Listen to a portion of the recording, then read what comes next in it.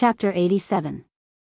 That's right, after putting out the flames on their bodies, these crude fellows had already stood up and were laughing at Duque. The beast men were laughing. Duque was laughing as well, but Duque's laughter was even more carefree and joyful. Lothar suddenly noticed that Duque's eyes were filled with concern for an idiot. What? Was there a backup plan? Lothar was startled. Lothar's guess was right. There really was a backup plan. Did you hear something? Bolvar, who had the best hearing, was the first to ask. In the next moment, not only did Lothar and Seamus hear it, but the rest of the Griffin Legion did as well. At this time, Duque said slowly, "Lothar, you'd better have your men retreat another 50 yards. 50 yards was equivalent to retreating into the forest. From a tactical point of view, retreating into the forest was equivalent to not having a formation. But when he thought of how low the water level had been, Lothar understood what Duque had done. It was the spring flood season, and the river should be rising. Normally, the water level shouldn't be this low. There was only one explanation. Duque had ordered his men to build a dam at Steel Lake upstream of the river to hold back the water. This was done after the entire Stormwind army had passed through and entered the Reedridge Mountains. Thinking of how Duque had secretly used the workers from the East Cove lumberyard, it wasn't hard for Lothar to guess that it was these workers who had helped build the dam. Terrifying. Too terrifying. Who would have thought that this mysterious old magus was not only powerful, but also so resourceful? If he wanted to ambush the Stormwind army, not a single one of them would be able to escape. While Lothar cheered in his heart, he was also secretly shocked. Thankfully, this magus isn't an enemy of Stormwind. Lothar hurriedly ordered his men to retreat. For a well-trained army, this wasn't a problem. 10 seconds later, the Griffin Legion's warriors were secretly delighted to see the beast men who had been laughing at them suffer. With an earth-shaking rumbling sound that could destroy the mind of any tribal warrior, a raging wave that could blot out the sky and cover the earth swept down from the upper reaches of the river.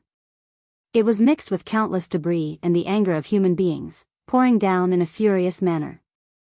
Before the Horde invaded the world of Azeroth, the Blood Ring clan was once the most powerful clan in the Horde. Now, the Blood Ring clan was still one of the top clans in the Horde. Under the leadership of Old Kilrog Deadeye, the Bloodrick clan possessed the indomitable wildness necessary for many years of successful campaigns. For example, attacking the Dreenei Shotrath city.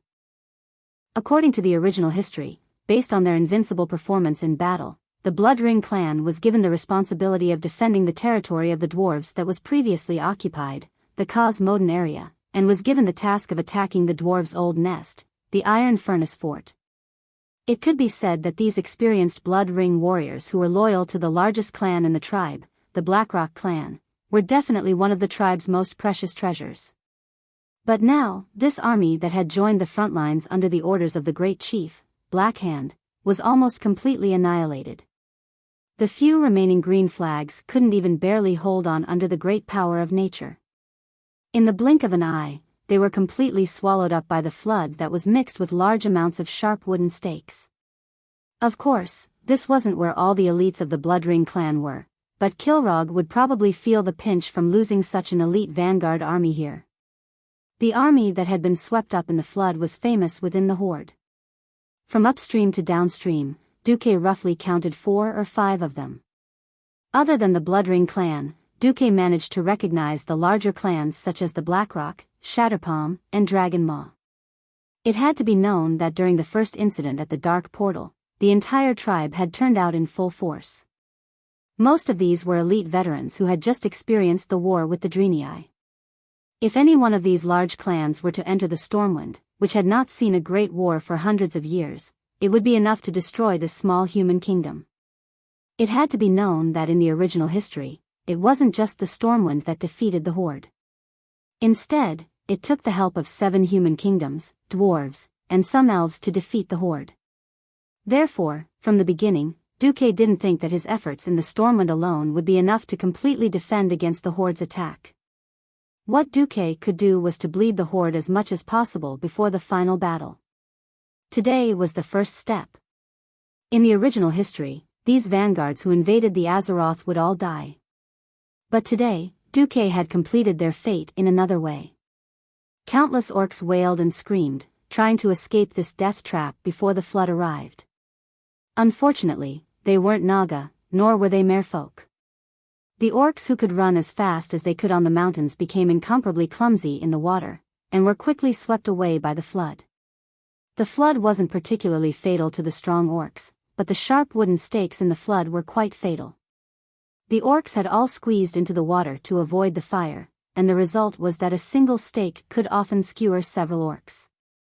In a few blinks of an eye, the orc army that had been incomparably strong just a moment ago was scattered. That wasn't all. Noxus saw that there were many large ships coming down the river along with the flood. The human sailors on the ships were beating drums and throwing javelins at the orcs who had luckily escaped the disaster. Seeing the scene before him, Noxus had already lost the ability to speak. At this time, Duque slowly turned around. Go, the Griffin Legion needs the enemy's head as a sacrifice to their comrades. Seeing the previously aggressive orcs turn into drowning dogs, Noxus actually felt a little disappointed. This wasn't the opponent he wanted. Bolvar stepped forward and patted Noxus' shoulder plate. We all know how strong these green-skinned creatures are. The elven forest can't be defended, and the nobles who have lost their territory need a place to vent. I don't want the Griffin Legion to become a target. Noxus quivered and immediately came to a realization. Yes, he was indeed an outstanding commander. But he definitely wasn't an outstanding politician. In terms of tactics, the Griffin Legion had already done their best. So what? With the Reedridge Mountain lost, the soldiers of Stormwind City couldn't possibly be a match for the orcs in the forest, where individual strength was the most important. The nobles who had lost their territory would naturally choose to vent their anger. It was obvious that the Griffin Legion, who hadn't fought well, was the best scapegoat. Noxus couldn't bear to see them being blamed by the nobles after making such a huge sacrifice. Even the compensation would be deducted. Fortunately, if they could bring back enough orc heads, it would be the best proof of the Griffin Legion's bravery. Noxus suddenly waved his sword. Griffin Legion, advance. Kill those green-skinned beasts that have come ashore. Chapter 88. Noxus could clearly feel the sword in his hand trembling from his rage. The blood-stained blade that he hadn't even had time to wipe off glowed with his will. Was it his determination to defend the human world? Was it his unwillingness to accept the shackles of the nobles? Was it his resistance against his impending fate? Noxus himself wasn't sure, but he knew that the unyielding soul burning within his body was telling him that he and his subordinates needed to drink the blood of the orcs. Duque smiled as he watched Noxus lead the Griffin Legion to charge at the orc survivors who were frantically climbing up the river bank. No one could swim with hammers and axes that weighed dozens of kilograms. Although the orcs were strong, they had been ambushed and had lost their weapons. How could they gain the upper hand against the fully armed Griffin Legion? They continued to roar, launching fierce attacks at the human warriors even though they were barehanded. It was a pity that they lacked the heavy hammers and axes that could easily shatter shields. Their attacks weren't much stronger than the wild beasts in the forest. Shield attacks. Mass stabs of swords and spears. Every 5 or 6 warriors formed a small battle group, and they efficiently harvested the lives of the orc warriors. Bolvar's cavalry, who had just joined the battle, did the most damage. They charged downstream at high speed and wantonly killed the orcs on the river bank. A little upstream from where the orcs had crossed the river, the fire was almost unable to spread in the wet forest. Suddenly, there was a shocking tremor, and many large trees were easily felled. Surrounded by a group of extremely strong orcs, the tribe's chief, Blackhand, the Destroyer, arrived at the river bank.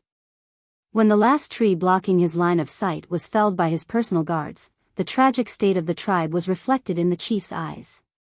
Tragic. Too tragic.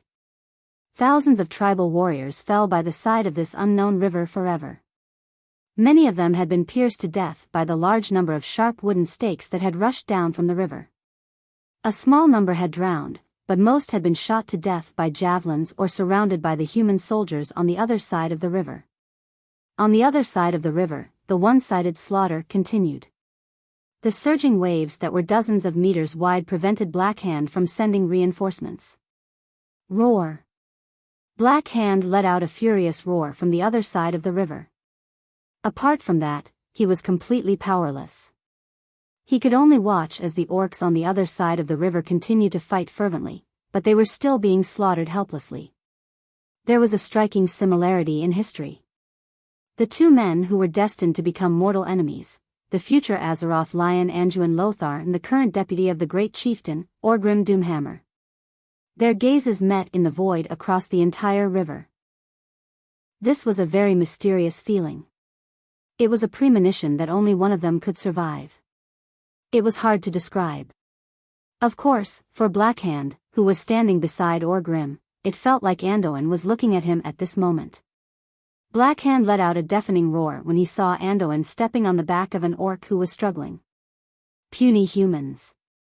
If you still dare to kill orc warriors, I will cut off your head and use it as a urinal. Of course, Black Hand was shouting in orc language. It did not hinder Lothar and the Griffin Legion soldiers who were across the river from him. All of a sudden, hundreds of people looked at Lothar. Lothar wiped his bloodied face with his left hand and grinned at Black Hand. Anyone could tell that it was a sarcastic smile. In the next second, he grabbed the struggling orc's head with one hand and cut its throat with the sharp sword. Then, he swung the sword back and forth forcefully to cut off the orc's head. Lothar raised the bloody and ferocious-looking orc's severed head high in his left hand, and roared back at Lothar in a loud voice. Go to hell, orcs! Long live the King of Rin! Long live the Stormwind! Long live the humans! Almost all the human soldiers were imitating Lothar. They either raised the severed head in their hands or raised their swords that were stained with blood. All of a sudden, the side of the river became hell for the orcs and heaven for the human soldiers.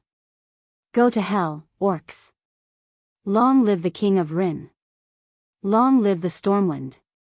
Long live the humans! With lofty sentiments and a spirit that could swallow mountains and rivers, the angry roars of the humans that rejected the invaders soared into the sky. After the orderly shouting, there were all kinds of sarcasm and laughter. Ha ha ha! Go to hell, green-skinned monsters! I'll kill everyone that comes. We're not afraid of you, you brute! The provocation of the humans was beyond words. The great chief, Black Hand's green face, was very dark. The huge warhammer smashed into a tree next to him. The huge force smashed the entire trunk into pieces, and the broken pieces even injured the orcs next to it. However, he really could not do anything. On the shore, Duque did not attack again. His magic power was almost exhausted. Although the arcane fire circuit was still continuously providing him with magic power, he could clearly feel his spiritual power weakening.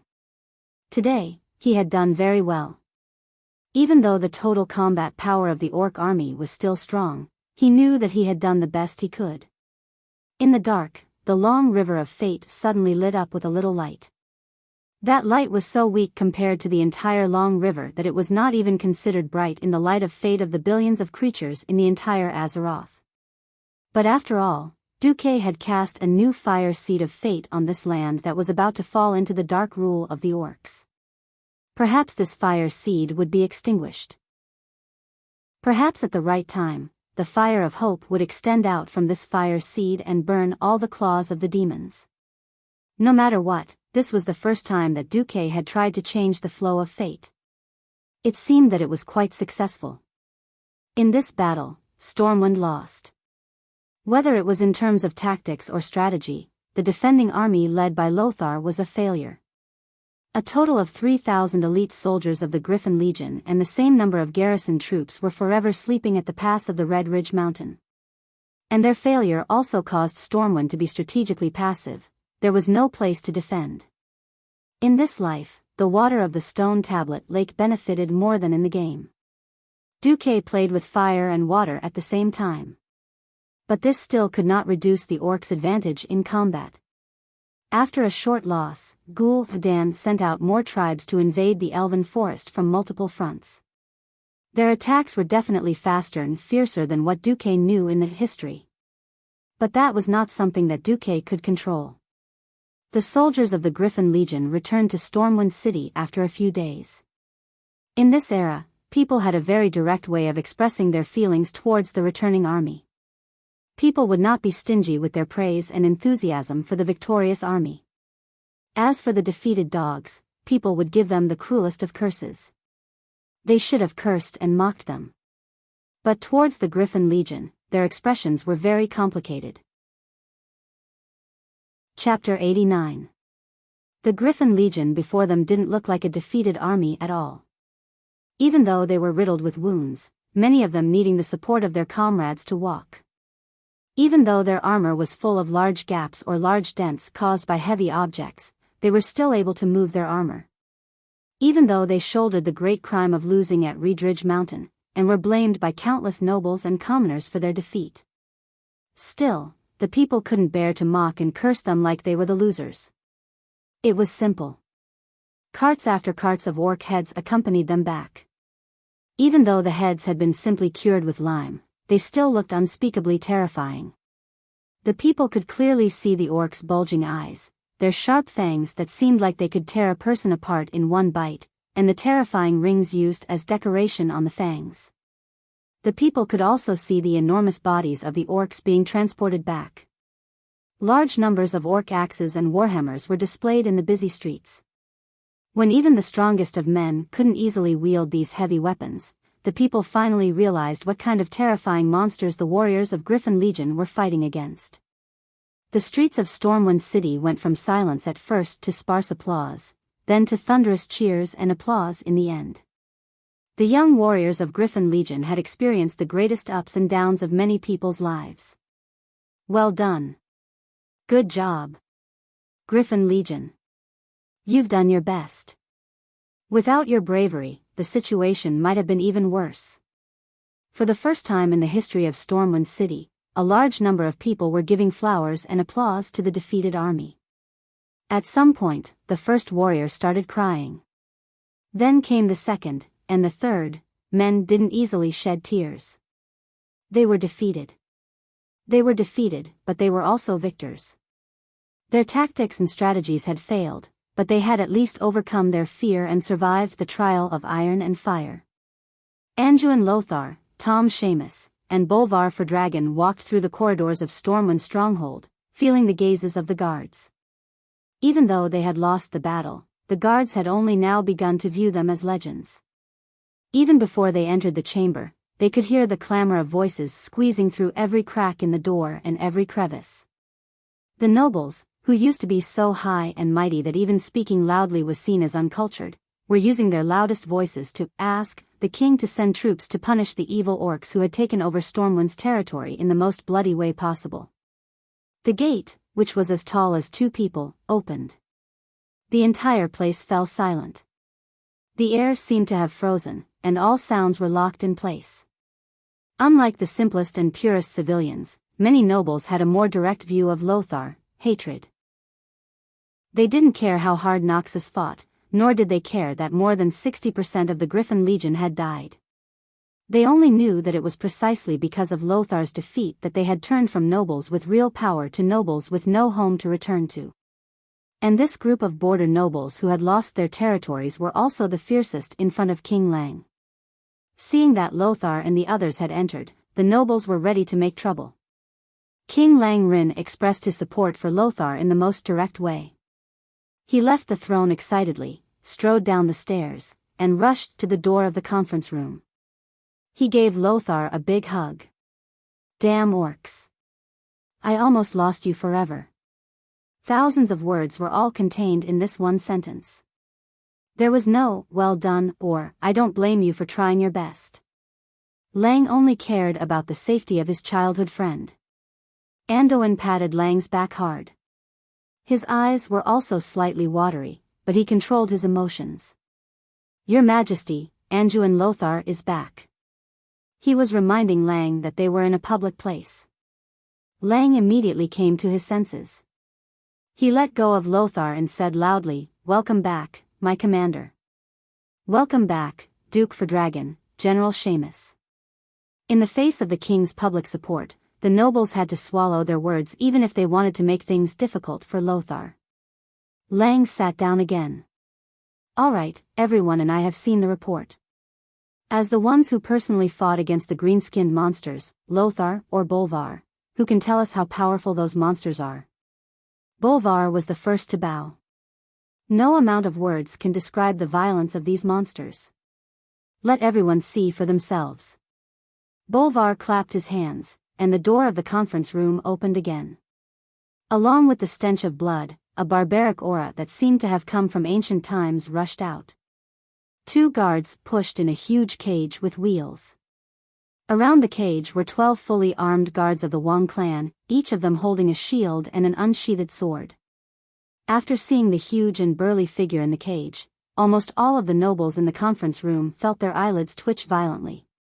Some of the more timid ones even let out a cry of surprise. Bolvar continued to introduce, "This is the green-skinned monster that we fought in the Riedridge Mountains. We will call it the Orc for now." With a wave of Bolvar's hand, the cage was immediately opened.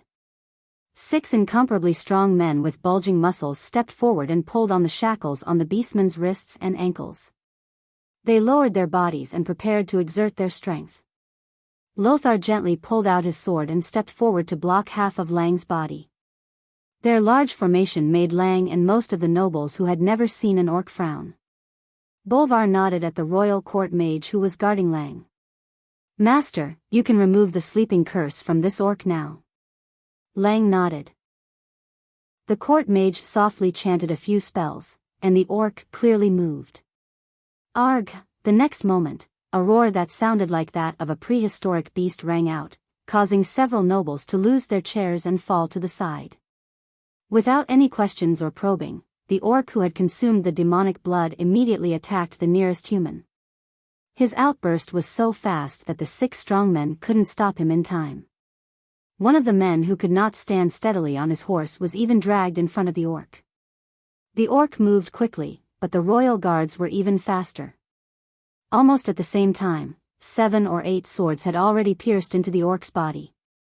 Seeing that the orc was not going to live, the ferocious orc once again displayed his ferocity to the upper echelons of Stormwind. He opened his mouth full of fangs and bit down on the man's shoulder, tearing off a fist-sized piece of flesh. Immediately, the man became a bloody mess. Fortunately, the man tilted his head at the critical moment, or else he would not have been bitten on the shoulder, but on the neck. The orc quickly breathed his last. In the huge conference room, only the low moans of the man and the pungent smell of blood could be heard. Chapter 90. If it had been any other day, there might have been people blaming Bolvar for creating such a bloody scene. Now, no one said a word, for the kingdom was in a state of war. Compared to the nobles who knew nothing about the orcs before, they now had a simple and straightforward understanding of their strength. They began to understand why the vast territory of the kingdom had fallen in the blink of an eye. They began to understand why the elite army that had been trained could not withstand a single blow. It was obvious that it was because of the difference in race. There was an innate difference in combat power between humans and orcs. While the servants cleaned up the scene, the nobles split into small groups and whispered to each other. King Lang was also asking his ministers for their opinions. "You're saying that it usually takes 3 elite warriors to kill a single orc?" Lang did not hide his surprise. "I thought the report was exaggerated." A duke interrupted, "If that's the case, how do we fight?" "There's no way to fight. In terms of pure hand-to-hand combat, even 20 soldiers with weapons would not be a match for a single orc." Noxus added with lingering fear, "If it wasn't for the spells and strategies of the mysterious Archmage, Hundred-Handed Death God, this would have been the greatest defeat since the founding of Stormwind." "Hundred-Handed Death God?" "The report you sent mentioned that he seemed to be the teacher of that Duke Marcus. How strong is he?"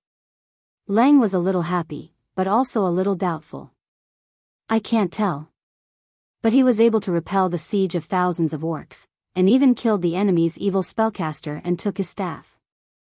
I think he should be very strong, but only the Archmage has the right to speak. Noxus asked his servant to pass the orc warlock's staff wrapped in talismans to the court mage beside Lang.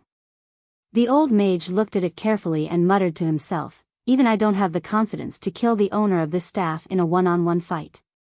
Not to mention facing the entire orc army by himself. I dare not say anything else, but at least the previous owner of this staff had strength equivalent to that of a peak sky mage. But with such strange evil power, this orc should not be inferior to a morning star mage in actual combat." Lang, Bolvar, Andoin, and the rest all felt their hearts skip a beat. To be able to kill a morning star wizard so easily, wouldn't he be at least a radiant moon wizard? In the entire world of Azeroth, there were very few powerful mages. Naturally, the strongest was the Guardian Medivh. Under Medivh, there were only two Breaking Dawn mages that were generally acknowledged by the world, the Dalajan Great Master Antonidas, and the Kuel Salas High Elven Sun King Anastrian. Although there were quite a few Radiant Moon mages, there were at most 10 of them, and most of them were members of the Tirisfal Council.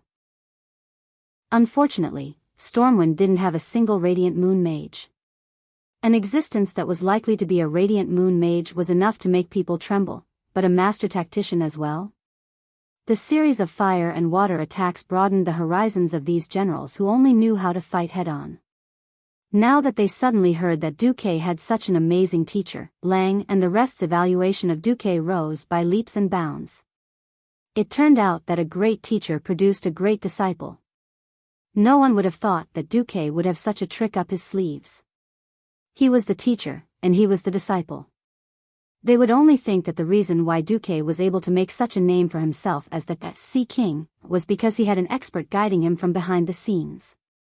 King Lang asked tentatively. Noxus said that His Excellency Wuxia has the mage imprint of the royal family mages. The old court mage shook his head. The emblem of the royal family mages is just a simple way to distinguish between friend and foe. For powerful mages, this kind of ordinary arcane emblem is easy to imitate. This doesn't prove anything. Lang was obviously disappointed. After losing Medivh, he suddenly heard that the other side also had a mysterious and powerful spellcaster. The need for mages made Lang instinctively yearn for a more powerful mage to rely on. What a pity. The servants cleaned up the meeting hall, and the hall fell into a mix of emotional and rational arguments. In fact, everyone knew that it was impossible to win with just Stormwind. Preliminary estimates put the number of orcs at no less than 100,000. According to the battle casualty ratio of 1 to 3, even if all the adult men in Stormwind were counted as elites, it would not be enough to kill them. But it was impossible to give up the territory of Elven Forest just like that. As the core of the entire kingdom, more than 70% of Stormwind citizens lived in Elven Forest. If all the citizens were to move to Stormwind City to seek refuge, just the food problem alone would make Lang's hair turn white. The only good thing is that we opened up the sea route. Now, food from the western wilderness can be continuously transported to Stormwind City through the sea route, temporarily filling up the food shortage in Stormwind City. It would have been better if Bolvar had not mentioned it. Now that he mentioned it, Lang could not help but think of Duque's kindness. There's no other way.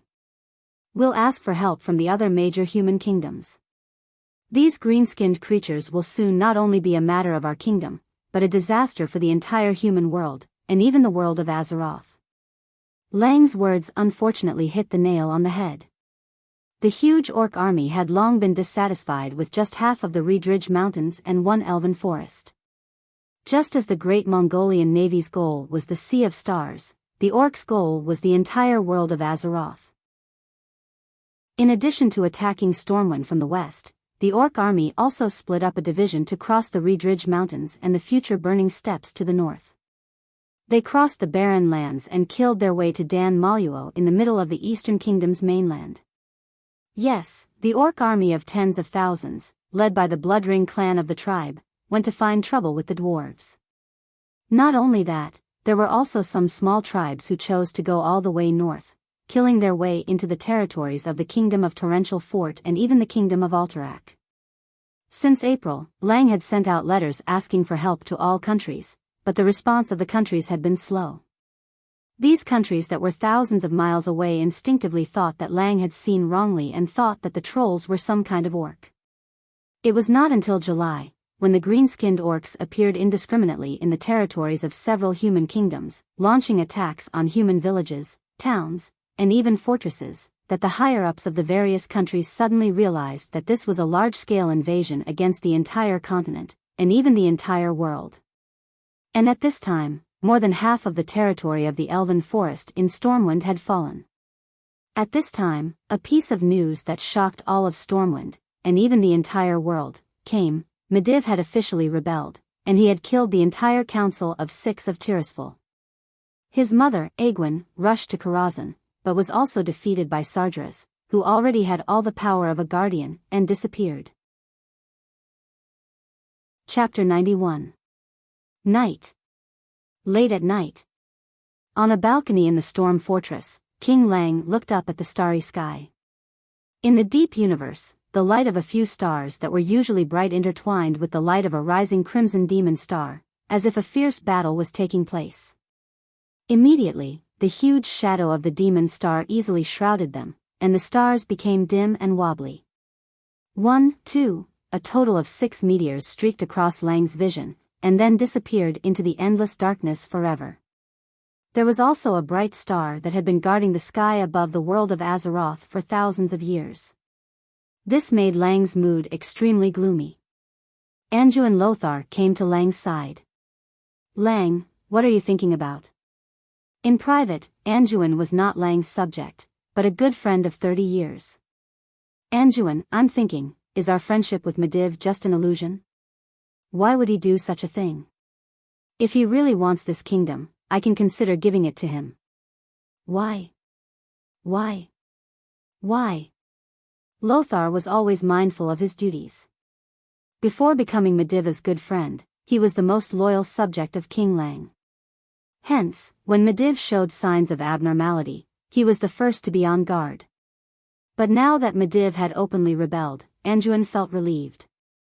This allowed him to comfort Lang as a friend. Either we are blind, or Medivh has spent decades deceiving the whole world, or... At this point, Anduin deliberately stopped. "Or what?" Lang asked anxiously. "Or there's a soul in our old friend's body." Anduin spread his hands, and explained, "I'm very sensitive to a person's feelings. You know, there's no lack of spirits in this world. Over at the Twilight Forest, I get reports of seeing ghosts every day. So, maybe." Lang heaved a sigh of relief and patted Anduin's shoulder. "Old friend, regardless of whether you're comforting me or speculating, at least I feel much better." Yes. The recent events made Lang feel like the world was about to collapse. The orcs attacked like fire, and half of Stormwind territory had already fallen. Now, Stormwind could only control half of the Elven Forest, half of the Twilight Forest, and the Western Wilderness. The Riedridge Mountain was practically out of contact. Now that the Guardian of the World, Medivh, had betrayed them, as the strongest mage in the world, no one knew who else could deal with Medivh. The stars are dimming. Is the world about to end? Lang muttered to himself. Anduin pointed to the starry sky, and said in a heroic voice, "Look, Lang, the stars are shining in the starry sky, but among the stars, some will become brighter, and some will become dimmer before falling. Don't you think that the extinguishing and illuminating of the stars are like the lights of our mortal world? The night will come, and the night will pass. Look! Isn't there a new star rising over there?" Lang also noticed that in the sky in the west, there was a dazzling new star that he had never seen before, emitting a bright light. Ah! Indeed. Lang suddenly felt much better. "Lang, that's right. We may have lost an old friend. But don't we still have a star of hope like Duque? We have to look forward." "Yes, you're right." Lang paused, and said to Anduin, "Call Marcus to Storm Fortress tomorrow. I think we should listen to his and his teacher's opinions." Lothar pondered for a moment before nodding. Not only Duque, but Duque's teacher was also extremely mysterious. After saving the remnants of the Griffin Legion and achieving a great victory at the river bank, Lothar returned to find that the hundred-handed Reaper had disappeared. He only left a mysterious message for the injured soldiers, saying, "Look for Duque when you need me. I'll come when I'm free." He then ran away. The next day, Lang summoned Duque. It was a very private small reception room, and there were only 3 people in the entire room: Lang, Andoin, and Duque. There was no splendor, no excessive decorations, and not even a throne. There were only a few extremely simple pieces of furniture and a cup of fragrant black tea. Lang sat on a chair that was exactly the same as the one Duque was sitting on. After not seeing him for a few months, Duque had grown a lot taller. However, Duque did not grow a beard like the others in Storm City. He still chose to shave his beard regularly. "Hello, Your Majesty, may I ask if you summoned me this time to look for me or my master?" Duque went straight to the point. "What's the difference?" Ryan tilted his head, curious. "Yes, if you're looking for my master, then I can go back because I can't find him. He said that he has something important to do that concerns the survival of the entire Azeroth." "I don't know what it is," said Duque, cutting off Lin Li's words in advance. It was fine to pretend to be an old man occasionally, but it wouldn't be good if he was exposed and treated as a fool. Lang smiled. "Are you trying to tell me that the Sea King is Duke Marcus, and not Wuxia?" "Your Majesty, you can understand it that way," replied Duque calmly as he took a sip of the fragrant black tea. After transmigrating for so long, the black tea was the only thing that Duque was most comfortable with. "So, to what extent can I trust you? Andoin always told me that you might know a lot, but you won't reveal it to anyone." Lang was not pressing. He gently stretched his body. He was completely looking at Duque's performance to decide how much he would trust Duque. Andoin interrupted, "Since the day Medivh presented the Black Hourglass, I felt that you knew a lot. I'm sorry, but this is an unfounded intuition. But I hope you understand that many people in power can only rely on intuition when they can't find any concrete evidence." Duque knew that Lang and Andoin were forcing him to lay his cards on the table. This was like a watershed. Of course, he could continue to maintain his mysticism, but now that he was betrayed by Medivh, it would be even harder for them to trust outsiders. If that was the case, history was likely to repeat the same mistakes again. Duque decided to be honest, partly because no one would believe what I said at the time. If I told the truth, the only outcome would be being treated as a madman. "No matter how wise Your Majesty is, you would only treat me coldly." Duque was so resolute that it made Lang blush.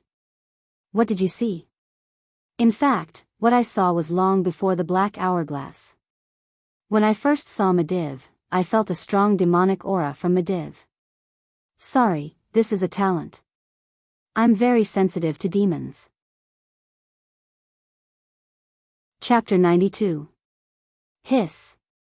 Lang and Andoin gasped at the same time. But Duque's shocking words were yet to come. "After I returned, I went to Master's secret library and read a lot of information in private. When Medivh presented the Black Hourglass, I was 60% sure that the one possessing Medivh was the fallen titan, the boss of the Burning Legion, Sargeras." "What? Medivh was possessed by Sargeras?" They really didn't know whether to be surprised or happy. At this moment, their mouths were filled with mixed feelings. They completely understood why Duque chose to keep his mouth shut and keep it a secret. What was Duque's identity at that time? Even now, if Medivh hadn't exposed himself, they would still be in the dark, and wouldn't know that Medivh had betrayed them. After all, a Black Hourglass couldn't prove anything. Now, Duque actually pointed out that it was Sargeras' doing. Lang and Andoin were both happy and afraid. They were happy because their old friend Medivh might not have really betrayed their friendship and the whole of Azeroth. They were afraid because it was Sargeras. As knowledgeable and cultured nobles, of course they knew who Sargeras was, and what he had done to the world of Azeroth 10,000 years ago. "How are you sure it was Sargeras?" Andoin asked tentatively. "This is not a secret, and many mages know about it." More than 320 years ago, the previous guardian, Mediva's mother, Aegwin, went to a magical world. She stopped a group of demons who were hunting dragons, and then encountered the Burning Legion's demon king, Sargeras. Using the power of the strongest mage group in the whole of Azeroth, the 6 members of the Tirisful Council, she defeated the demon king and sealed his body. Sealed? Lothar asked. The specific matters were not recorded in the documents. I guess only the people of the Tirisful Council would know. However, I can tell from that incomparably dark Titan aura that only Sargeras' soul could be so powerful. Even if Duque used an uncertain tone of speculation, Lang and Anduin had already instinctively believed that it was a fact. Because this was the truth, and Duque's words were only a hint to them. They would naturally verify Duque's words through all kinds of information. King Leon's 10 fingers dug deep into his thick hair, and his eyes were a little unfocused. This is bad. If the Demon King steals the Guardian's magic, then the Tirisful Council will fail. Aegwin will also fail. Doesn't that mean that no one in Azeroth can deal with Sargeras? Oh my god. Stormwind is almost over. How can I, the ruler of a fallen kingdom, face the late emperor? Anduin had never lacked courage, but at this moment, his face was ashen. At this moment, the whole meeting room seemed to be under a spell that stopped time. Duque stood up proudly under the stunned gaze of Lang and Anduin. He raised his head, and said softly, "No need to say more, Your Majesty. Things can still be salvaged. Please be confident." Confidence may not necessarily win, but without confidence, you will definitely lose. If you don't even have confidence, how can you get the people, the soldiers, and the nobles to support you? Trust you? Since I, Duke Marcus, and Anduin Lothar are standing here, and since there are millions of people who support you, before we all fall, who dares to say that the future of this kingdom is bound to be destroyed? If the destruction of Stormwind is inevitable, then let me change it for you with my own hands. From the moment I knew that things were bad, I have been preparing for this day. I had hoped for countless times that it was just my ineffective effort. But since all of this has really happened, in order to prevent more people from crying, and to stop the grief of the Griffin Legion who sacrificed their lives in the Red Ridge Mountain, shouldn't we work harder to avoid all of this? Duque's tone was calm and impassioned. After listening to Duque's words, Lang straightened his back and raised his head, almost as if he had been electrocuted. Lang tidied up his appearance, and nodded at Duque, who was full of concern. He then smiled bitterly at Duque. "I'm sorry, I've embarrassed myself. As a king, I have to be an example to the people and nobles. I really lost my composure just now." "Well, Duque, I think you have thought of many ideas. Take them out at once, don't hide them." Anduin also gave the most sincere smile to Duque. He also realized that Lang had been depressed recently, and did not expect Duque's encouragement to be so effective. "Do you have a map?" Duque asked Lothar. As the supreme commander of the kingdom's military affairs, Lothar always carried a simple map with him. He spread out the map on the coffee table. Duque pointed at the map and said, "First of all, fighting against the entire Orc tribe is not a matter for Stormwind Kingdom alone. Your Majesty, if you can't get reinforcements from the Rotterdam and the Torrent Castle in the short term, you have to be prepared to defend Stormwind City to the death. If there is really such a thing, I strongly suggest that Your Majesty let the women and children cross the sea to the north first, passing through the dwarven territory of Dan Moro that is also exposed to the Orcs' attacks, and directly to the Hillsbrand Hills in the north. Because there, Your Majesty, you will receive sufficient support from several other human kingdoms. We can transport the women and children back to Stormwind to continue with the military supplies and soldiers." In a situation where the dwarves' iron stove fort was being attacked by the Horde, what Duque said was right. Lang and Anduin nodded at the same time. In fact, in history, the defeated Lothar had also brought the defeated troops and people of Stormwind to do the same thing. However, the situation in Stormwind was not that bad yet, so Duque did not propose a national retreat. Seeing that Lang had agreed, Duque continued, "Secondly, I suggest building a fortress defense line near Gold's Higher Town. Andoan interrupted, that's useless. We have already proven with blood at the Red Ridge Mountain that a simple fortress can't stop the attack of the orcs. No. That's because your battle strategy is wrong. Duque took out a blueprint from his arms and handed it to Lothar. Build it according to my model, and I guarantee that it will be able to continuously bleed the orcs. Lothar was a man who knew how to use weapons. As soon as he saw Duque's blueprint, he immediately agreed. Thirdly, I strongly suspect that Medivh has a direct connection with the invasion of the orcs. So, I suggest that the two of you consider whether to send a commando team to attack Karazhan directly. Lang's face froze, and he began to stammer. Medivh is controlled by Sargeras. Yes, he betrayed the world of Azeroth. But what is the direct connection between attacking Karazhan and solving the crisis of the orcs' invasion? Just as Lang was unable to make a decision because of his feelings, a royal guard knocked on the door and walked in, although he had deliberately lowered his voice. Duque still heard it. A strange female orc has come. She speaks fluent common language and says that she wants to see His Majesty. She also brought the corpse of Medivh's disciple, Khadgar. What? Khadgar is dead. Chapter 93. At this moment, Duque felt as if 1,000,000 alpacas were galloping through his heart. He walked back and forth, trampling on Duque's heart. Even though Duque could revive, he would not die as long as he could. Especially after encountering all sorts of strange situations recently, Duque's heart was already ringing with a shrill alarm, and he did not dare to casually seek death anymore. After going through his battle records, Duque discovered that he was in a serious situation of the 7 great sins for the second time. He did not know what the rest of the 7 great sins were, but he could not expect them to be wrath and pride, which were relatively advantageous.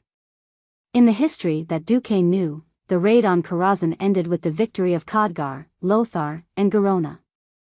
Khadgar succeeded in stabbing the careless Medivh to death, and became one of the greatest mages in all of Azeroth. In the future, when Stormwind City was rebuilt, there was a huge statue of Khadgar at the city gate. Therefore, in Duque's opinion, an operation like the raid on Karazhan was just following along and winning without doing anything. Now, Khadgar, who had given Medivh a fatal blow in history, was dead. That legendary pharaoh Khadgar, who had accompanied Duque on all sorts of quests ever since he set foot on the Draenor continent, had actually died. He could still remember how powerful Khadgar was. During the long process of the quest, Khadgar would occasionally demonstrate to the mage players what was called the pinnacle of magic. He would use a large area of effect freezing air to teach the orcs about manners and how to behave. He would also use a spatial spell to freeze all enemies and leisurely start teaching them. He would also teleport hundreds of people in one go, leaving the players dumbfounded. He would even use a super expert's ice block to assassinate Garona, who would become a legendary assassin in the future. The opponent could only watch helplessly and scram back to where they came from. No matter if it was the players or the people of Azeroth, Khadgar was like an undying lighthouse in a foreign land, silently protecting the peace of their side. To the enemies that threatened Azeroth, whether it was the Burning Legion or the Horde, Khadgar was a nightmare that made them tremble in fear. Duque didn't have any ill will towards Khadgar. He didn't even view Khadgar as a competitor. But such a Khadgar, a future golden coattail, had died? What else could they do? Duque was a little confused. King Lang and Andoin did not feel anything. They weren't prophets, so it was impossible for them to know that Karthika would be so powerful in the future. They were only making the most intuitive judgment. Khadgar was Medivh's disciple, a talented young man who had just become an earth mage. In war, all human lives became cheap, to the point where human lives could be measured in terms of money, combat power, or even numbers. Perhaps to them, the fact that Khadgar, who was as dangerous as living with a tiger, didn't die would make him more of a spy. A female beast woman who speaks fluent common language? Interesting. It was obvious that King Lang was more interested in this. Noxus said objectively, indeed, we have many captives, but there's a language barrier, and these beastmen are very violent. They either attack the guards with their lives or commit suicide. We have no way of getting any useful information. Until now, we don't know much about the origin, composition, and strength of these beastmen. Lang smiled and invited Duque. All right, my young advisor, are you interested in coming with us to see what's going on with this beastman? Of course. If he wasn't wrong, this female beast woman should be the beastman Garona who had killed King Lang. Duke's feelings towards Garona were very strange. From her point of view, she was just a chess piece, a tragic result of a violent beastman warrior and a Drenii woman. She wasn't a bad person, and most of the time, she had the kind heart of a Drenii. However, Duque was clear about what Gul'dan and his shadow council had done to Garona. Garona was a puppet. When necessary, Gul'dan could control her body at any time, and make her do all kinds of cruel things against her will when she was conscious. Hence, her kind nature became the perfect disguise for her. The reason why assassins were dangerous was because of their ability to conceal themselves. Although assassins were also divided into assassination and open killing, Duque always felt that the so-called open killing was more like a fierce general who took the head of the enemy's general. Garona was obviously an assassin. In the splendid meeting hall, Lang received Garona. On the right side of King Lang's throne stood Anduin Lothar, and on the left was Bolvar for Dragon. Next to Noxus stood Duque. Seeing how easily Duque gained Lang and Anduin's trust, Bolvar was quite surprised. But now, the focus was on the uninvited female beastman. Duque was also very surprised to see Garona. Unlike his burly appearance in the game, he looked exactly like an ogre. The Garona that he saw with his own eyes had a very enchanting figure.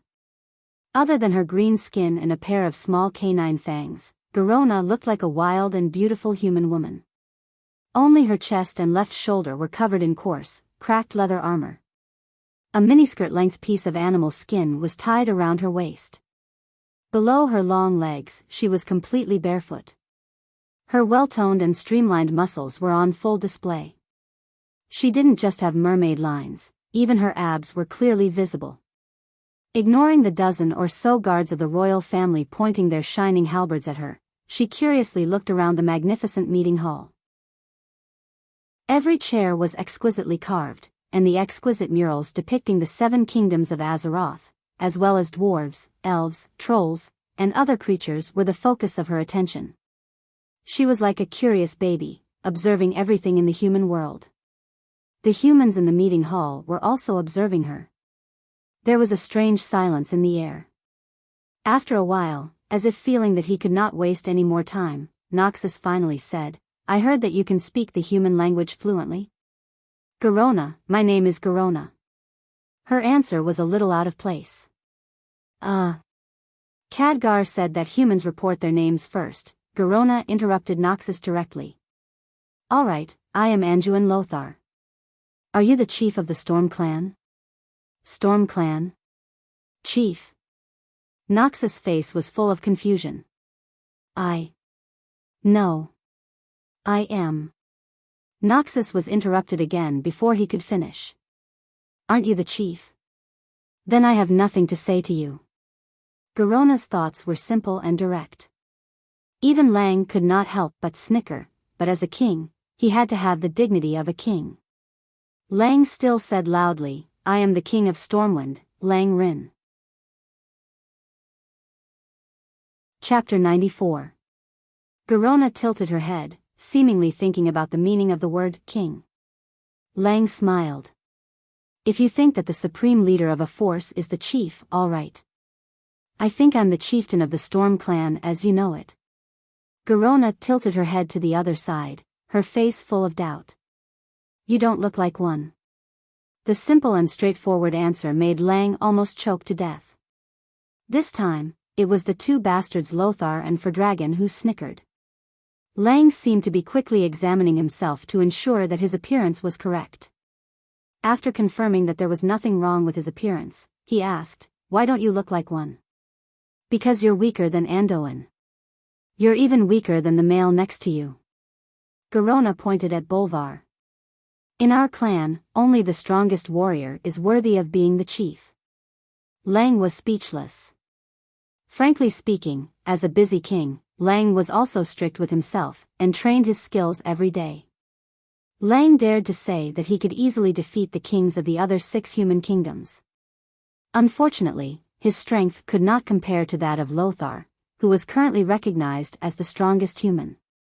Duque had always thought that if the powerful first-generation paladins were to appear in the future, they might not be able to defeat Lothar without the power of the Holy Light. Moreover, Lothar was now in his 40s, and had long passed the most powerful age of a warrior. In fact, Lothar was still the most powerful at his peak. In order to avoid the awkwardness of the topic, Lothar held back his laughter and stepped forward to smooth things over. We humans do not determine who is the chief purely by force. If there's time in the future, we'll let you understand. Now, shouldn't we get down to business first? I heard that you brought Khadgar's corpse. Ah, yes. Khadgar's corpse, which was still warm, was carried in. It was hard to believe that Khadgar was dead when he looked at the soft body that was not stiff and did not have liver mortis spots. Lothar stepped forward and could even feel a faint breath coming from his nostrils. The old court mage by Lang's side examined the corpse and said, Khadgar is indeed dead. His soul is no longer there. This is the work of a demon.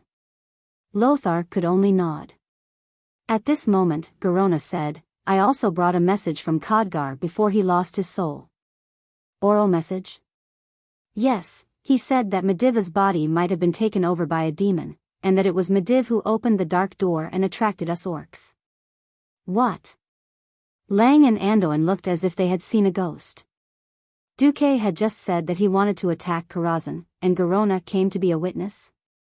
If they weren't absolutely sure that Khadgar had been in Karazhan all this time and that Medivh had betrayed them a long time ago, they would have suspected that Duque had killed Khadgar and sent a female beast woman to testify against him. Duke didn't say anything. He stood there with a wooden expression, a perfect performance of what it meant to be a wooden man. He didn't need to say anything more. As a transmigrator, if he didn't even have the ability to profit from spoilers, then he couldn't be called a transmigrator who was familiar with history. He knew very well what Lang and the others were thinking, but it didn't matter if Lang and the others were in awe of him or his so-called teacher, the hundred-handed reaper. Anyway, there was only one master and disciple. Whoever gained fame would definitely benefit Duque. There was only one thing on his mind now, how to successfully attack Karazhan and kill Medivh. As Duque had expected, Garona took out a book of evidence. It was a magic book that emitted a strange aura. The protruding cover of the dragon bone ring was glowing with faint arcane energy. The ripples spread out in all directions like ripples on water. All the ripples formed a net, which in turn absorbed the light and heat from the surroundings back into the magic book, forming a subtle small cycle. More importantly, for no reason, everyone felt the aura of fate. It was a very mysterious feeling. It was as if their future and all their hopes were on this book. However, as soon as they were more than a meter away from the book, they couldn't feel anything. This magic book told everyone that it was different from the others in this way. This is. The aura that flowed out from the magic book shocked even the court mage that Lang trusted the most. Garona handed the book to the guard, who then presented it to the court mage. Sure enough, Lang and the others saw that there was not only information about astral travel, but also a lot of information about the dark portal. Khadgar even used labels to annotate the key pages.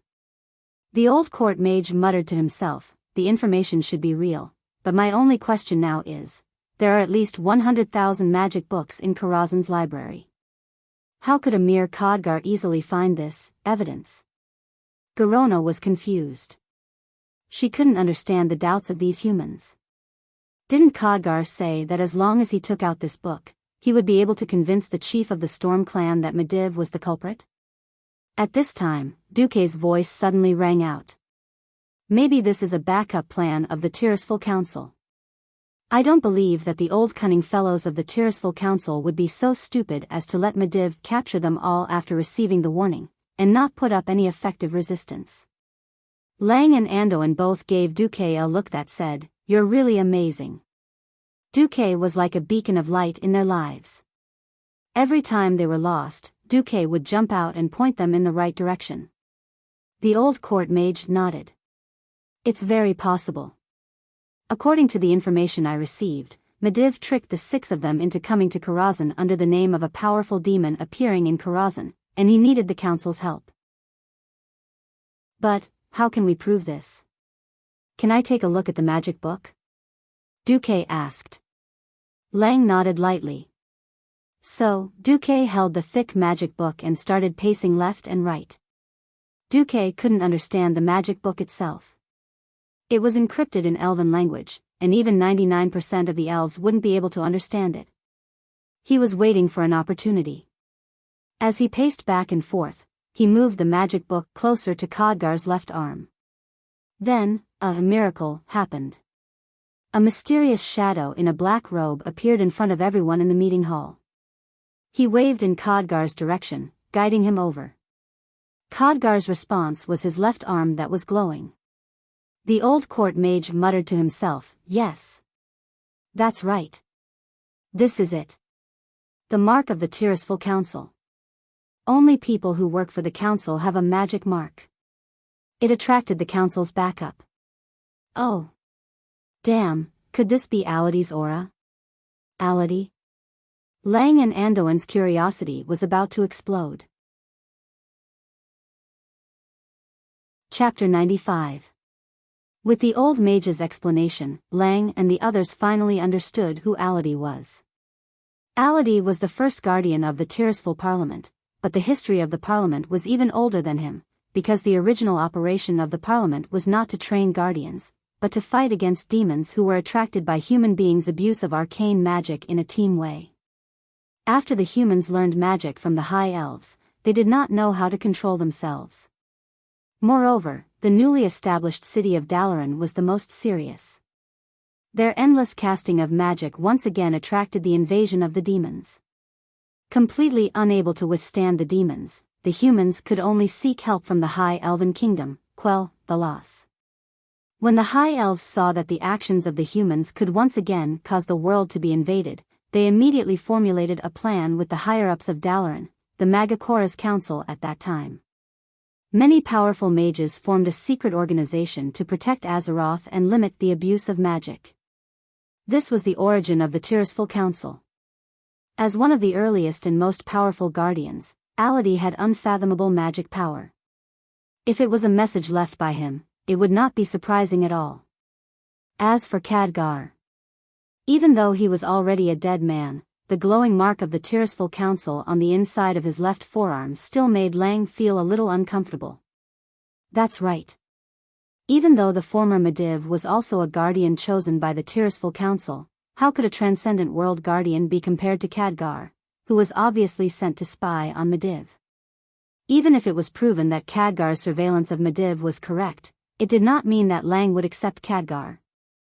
Fortunately, Khadgar was dead. His death was not worthless. With the old mage's magic, Lang finally saw something that made him determined for the first time. A magic book of this level was a precious magic tool in itself. After the old mage injected arcane energy into it, a holographic projection appeared in midair. At first, what everyone saw were 2 huge planets connected by long black lines. No one reacted. Then, under the old mage's control, one of the ends kept zooming in, and zooming in. From outside the atmosphere, to the huge bird's eye view, to the trees, Lothar was the first to react. This area, is the Swamp of Sorrow? What entered his vision was a low-lying swamp that was slowly turning into a desert. The water level was dropping at a visible rate. Countless colorful insects crawled out from every corner of the swamp and fled in all directions. The earth was changing color. It changed from the ugly black and green of the swamp to a lifeless crimson red. Even with his eyes, he could clearly feel that something was seriously deviating. Something was leaving this land with fear. Something else was descending. It was a power that made people feel uncomfortable just by looking at it, making it hard to breathe and stifling their moods. Just by looking at the aura of power, he felt as if the oxygen in his lungs was being squeezed out, and his body couldn't help but tremble. It was the power of evil. That was the power of a demon. This evil was corrupting and affecting the entire land. It was controlling everything and destroying everything. Even the uninhabited black swamp could not withstand this power, and it began to turn into a crimson, filthy desert. What's that over there? Bolvar suddenly pointed at a huge man-made object on the crimson land. The old mage used his magic as instructed, allowing the power of the spellbook to pass over there. The scene before them caused everyone in the meeting hall to lose their ability to speak. A huge door that was at least a dozen stories tall stood alone on the barren red land, and the door frame emitted an ominous dark green evil light. Groups after groups of orcs came out of the door in a mess, but they were scolded by the stronger orc leaders and chased into the nearby empty space. The material used to build the door could not be seen by sight, but it was clear that the design of the door was very much in the style of an ancient temple. At the top of the huge door frame was an extremely ferocious relief of a giant snake with its mouth wide open. On both sides of the door frame were relief sculptures of two hooded human mages wielding swords. As if it was specially displayed, Lang and the rest could see the face on the relief sculpture through the shadow of the hood that should have been shrouded in black fog. The two relief sculptures on the left and right had the same face. It was the face of the former guardian of Azeroth, Medivh. In the next moment, the stone relief sculpture of Medivh seemed to come to life. No, it was completely the will of Medivh descending. The projection of Medivh's head, which was as large as a carriage, appeared in the air of the meeting hall through Aladi's spellbook. Medivh's, no, Sardra's voice sounded in the meeting hall. Oh, that's amazing. I didn't expect you to investigate to this extent. It was still the smiling Medivh, the same radiant expression. The only difference was that his eyes were filled with evil black flames. Those were the eyes of the Demon King, Sargeras. For those who were weak, just looking at that gaze was enough to freeze their blood vessels. As Lang's personal guards, these guards should not lack courage, but Lang was horrified to find that more than half of the guards in the meeting hall had been frightened to the point of paralysis. The rest of them were also rather weak. There were only a handful of people in the hall who could withstand the aura of fear of the demon net. Medivh. No, demon, who are you? What do you want? Although King Lang's voice was a little shaky, he pulled out his sword after all, and stood in front of the projection of the Demon King with Anduin and Bolvar. Nothing, I've done what I wanted to do. Since the dark portal has been opened, I'll quietly enjoy the ugliness of you humans, elves, and dwarves being slowly destroyed by the orcs in Karazhan. Watching you walk step by step towards destruction in despair and fear, my mood is incomparably good. There is nothing more ironic than taking the superpower of your guardian and destroying you instead. Ha ha ha ha. Medivh, who was under the control of Sargeras, let out a frightening laugh. Seeing their old friend under the control of the demon showing such madness, Lang and Anduin felt like vomiting. The projection of Medivh's head turned into a projection of his upper body. He opened his arms, and his voice was like the roar of a tsunami, echoing throughout the entire meeting hall and even the entire storm fortress. The destruction can no longer be stopped. You ants, cry and howl. Cry and beg. Kneel at my feet and beg for my mercy, then, you will still have to die. Ha ha ha ha ha. Suddenly, a young voice was heard. Nonsense, as long as I get rid of you, I can close the dark portal. Chapter 96. Sargeras was delighted. His plan was about to succeed. No, to him, it was already a success.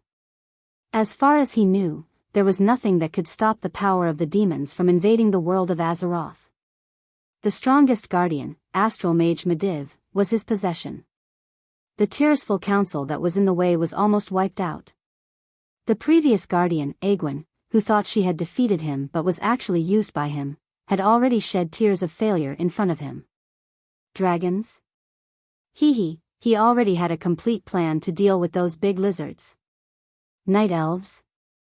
Those conservative, stone-like fellows would never move their butts when their territory was not invaded. Compared to direct invasion, using orcs, who were warlike creatures influenced by the power of the demons, was more like cutting flesh with a blunt knife. Sargeras licked his lips, as if he had tasted the sweet taste of revenge, blood, and pain that he had been longing for. When he saw the demonized green-skinned orcs kill every single human, regardless of whether they were male or female, old or young, armed or not, whether they were roaring angrily or crying, Sargeras was delighted. That fiery excitement flowed into his soul that had been helpless because of failure for a long time. That carefree feeling was enough to make every part of his evil soul sing with excitement. He believed that this plan that he had spent hundreds of years on was the most perfect. Because of this, he could calmly stay in the impregnable Karazhan and watch these ants die. But now, there was actually a tiny ant saying, "As long as I get rid of you, I can close the dark portal." Sargeras didn't react for a moment. In the next moment, he suddenly came to a realization. This tiny little fellow that had once slightly aroused his interest was shockingly right. That's right. The interworld teleportation of the dark portal was not particularly stable now. In fact, the entire dark portal was like a phone. One called, and the other answered. As the caller, if something happened to Medivh, then the spatial coordinates would immediately be messed up. Sargeras' plan to let the orcs continuously attack the world of Azeroth would naturally be ruined.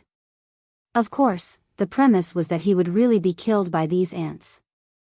After coming to his senses, Medivh, who was controlled by Sargeras, immediately revealed an intriguing smile and let out arrogant laughter. Ha ha ha. Ha ha ha ha ha. Wah ha ha ha ha. What a joke. I'm dying of laughter. I've lived for countless years, and it's the first time I've seen someone as ridiculous as you, who doesn't know your limits, and yet can point out the crux of the matter. The muscles on Medivh's face twisted hideously, and his pair of red eyes clearly revealed evil. Yes. That's right. My dear little fellow, as long as you get rid of the Medivh that I control, the door of darkness will indeed close as you said. But do you ants have the courage and ability to do that? Hee hee. Let me tell you, death is not the end. If you are really stupid enough to come to Karazhan, then be prepared to have your soul tortured by me forever. As the last word fell, Medivh's projection disappeared. What followed was the screams of the court mage. Adams. Lang's eyes, which were always full of wisdom and courage, reflected the tragedy in front of him. On the old mage's robe, the protective spell that was supposed to be very powerful was automatically activated, and in the next moment, it exploded. The well-dressed old mage immediately became like a beggar. This was just the beginning. Under the watchful eyes of everyone present, the old mage's two arms suddenly twisted in circles like a fried dough twist. Everyone in the meeting hall could clearly hear the old mage's blood-curdling screams and the sound of his muscles being torn and his bones being crushed. As if being kneaded by countless invisible hands, the old mage's limbs were all kneaded into his body, and his entire body began to turn into a meatball. But the old mage still didn't lose his life. His internal organs seemed to be protected by a special evil magic. Not only the old mage, but in the next second, half of the two squads of royal guards in the meeting hall suffered the same fate. They were like iron objects attracted by a magnet, and they were sucked into the old mage's body by that inexplicable evil force. More than 10 people were all squeezed together, and became an even larger meatball. Everyone seemed to be clear-headed, and they were mumbling all kinds of things. Mom. Save me, no, Sir Lothar, give me a quick death. Kill me. Kill me now. This horrifying scene would make any normal person tremble in fear. Even the temperature of the air seemed to plummet. In the next moment, the bodies of these victims spontaneously combusted. The evil blue flames roasted their bodies and tortured their souls. Every survivor's clothes were soaked in cold sweat, because they could clearly see their comrades, their companions, the familiar faces and souls that had accompanied them for countless years, leaving their bodies and being burned by the demon's flames in midair. Sargeras had already left in laughter. seconds and minutes ticked by. In the huge meeting hall, there was only the unpleasant smell of burnt corpses, the seemingly echoing screams, the dead air, and the extremely heavy breathing of the survivors. This was the demonstration of the Demon King, Sargeras. He used his supreme evil magic to show Lang and the others how powerful and terrifying he was. He was telling Lang to obediently die in despair and pain. This was the only ending he had arranged for Stormwind, the entire human world, and the entire world of Azeroth. Lang's body was trembling uncontrollably, and beads of sweat rolled down his face. Lang didn't even know when the crown had fallen to the ground. He sat on the throne, exhausted, and couldn't even move a finger. Lothar quickly came back to his senses, and he was shocked to find that someone was faster than him, Duque. Duque's face was also ashen, but the sharp light in his eyes told Lothar that he had made up his mind. Lothar and Duque's eyes met in midair. Great minds always think alike. If they didn't explode in silence, they would die in silence. They weren't people who would wait for death, so there was only one choice left. Both of them nodded at the same time, and said in unison, "Your Majesty. Please allow us to lead an army to attack Karazhan." Chapter 97. Upwind Path. As a passageway between the quiet and dark twilight forest and the reed-filled swamp of Sorrows, Upwind Path was obviously the so-called choke point. It was different from the future. In the Upwind Path of the future, if you had to find something here, apart from the barren soil, there were only the wandering undead, and the simple-minded Upwind ogres. Only they could thrive in this dead land.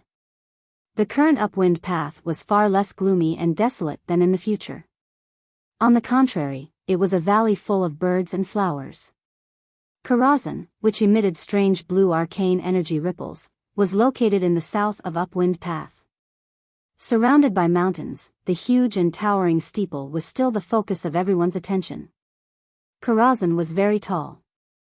Before Duque transmigrated, it was at least a tower with more than 20 floors. Because the slender and sharp wizard tower was too tall, there were a total of 6 cylindrical sub-towers surrounding the main wizard tower in a hexagonal shape. They were the so-called flying buttresses. Flying buttresses, also known as buttresses, were auxiliary facilities used to share the pressure of the main wall. They were somewhat similar to the Gothic architecture before Duque transmigrated. They exposed the originally solid buttresses that were covered by the roof and called them flying buttresses. The sub-towers of Karazhan used double arch bridges to increase the bearing capacity of the flying buttresses. They also added steeples to the flying buttresses to improve their balance. In addition to making Karazhan's wizard tower taller, there were also incomparably complicated carvings on it. These carvings imbued with magic power not only made the wizard tower look lighter, more beautiful, and taller, but also had powerful defensive and counterattack abilities. As long as Rakazan's master, Medivh, wanted it, even if the entire dragon race was killed, he could teach the dragons a lesson in minutes. It was this mage tower that gave Sargeras unparalleled confidence.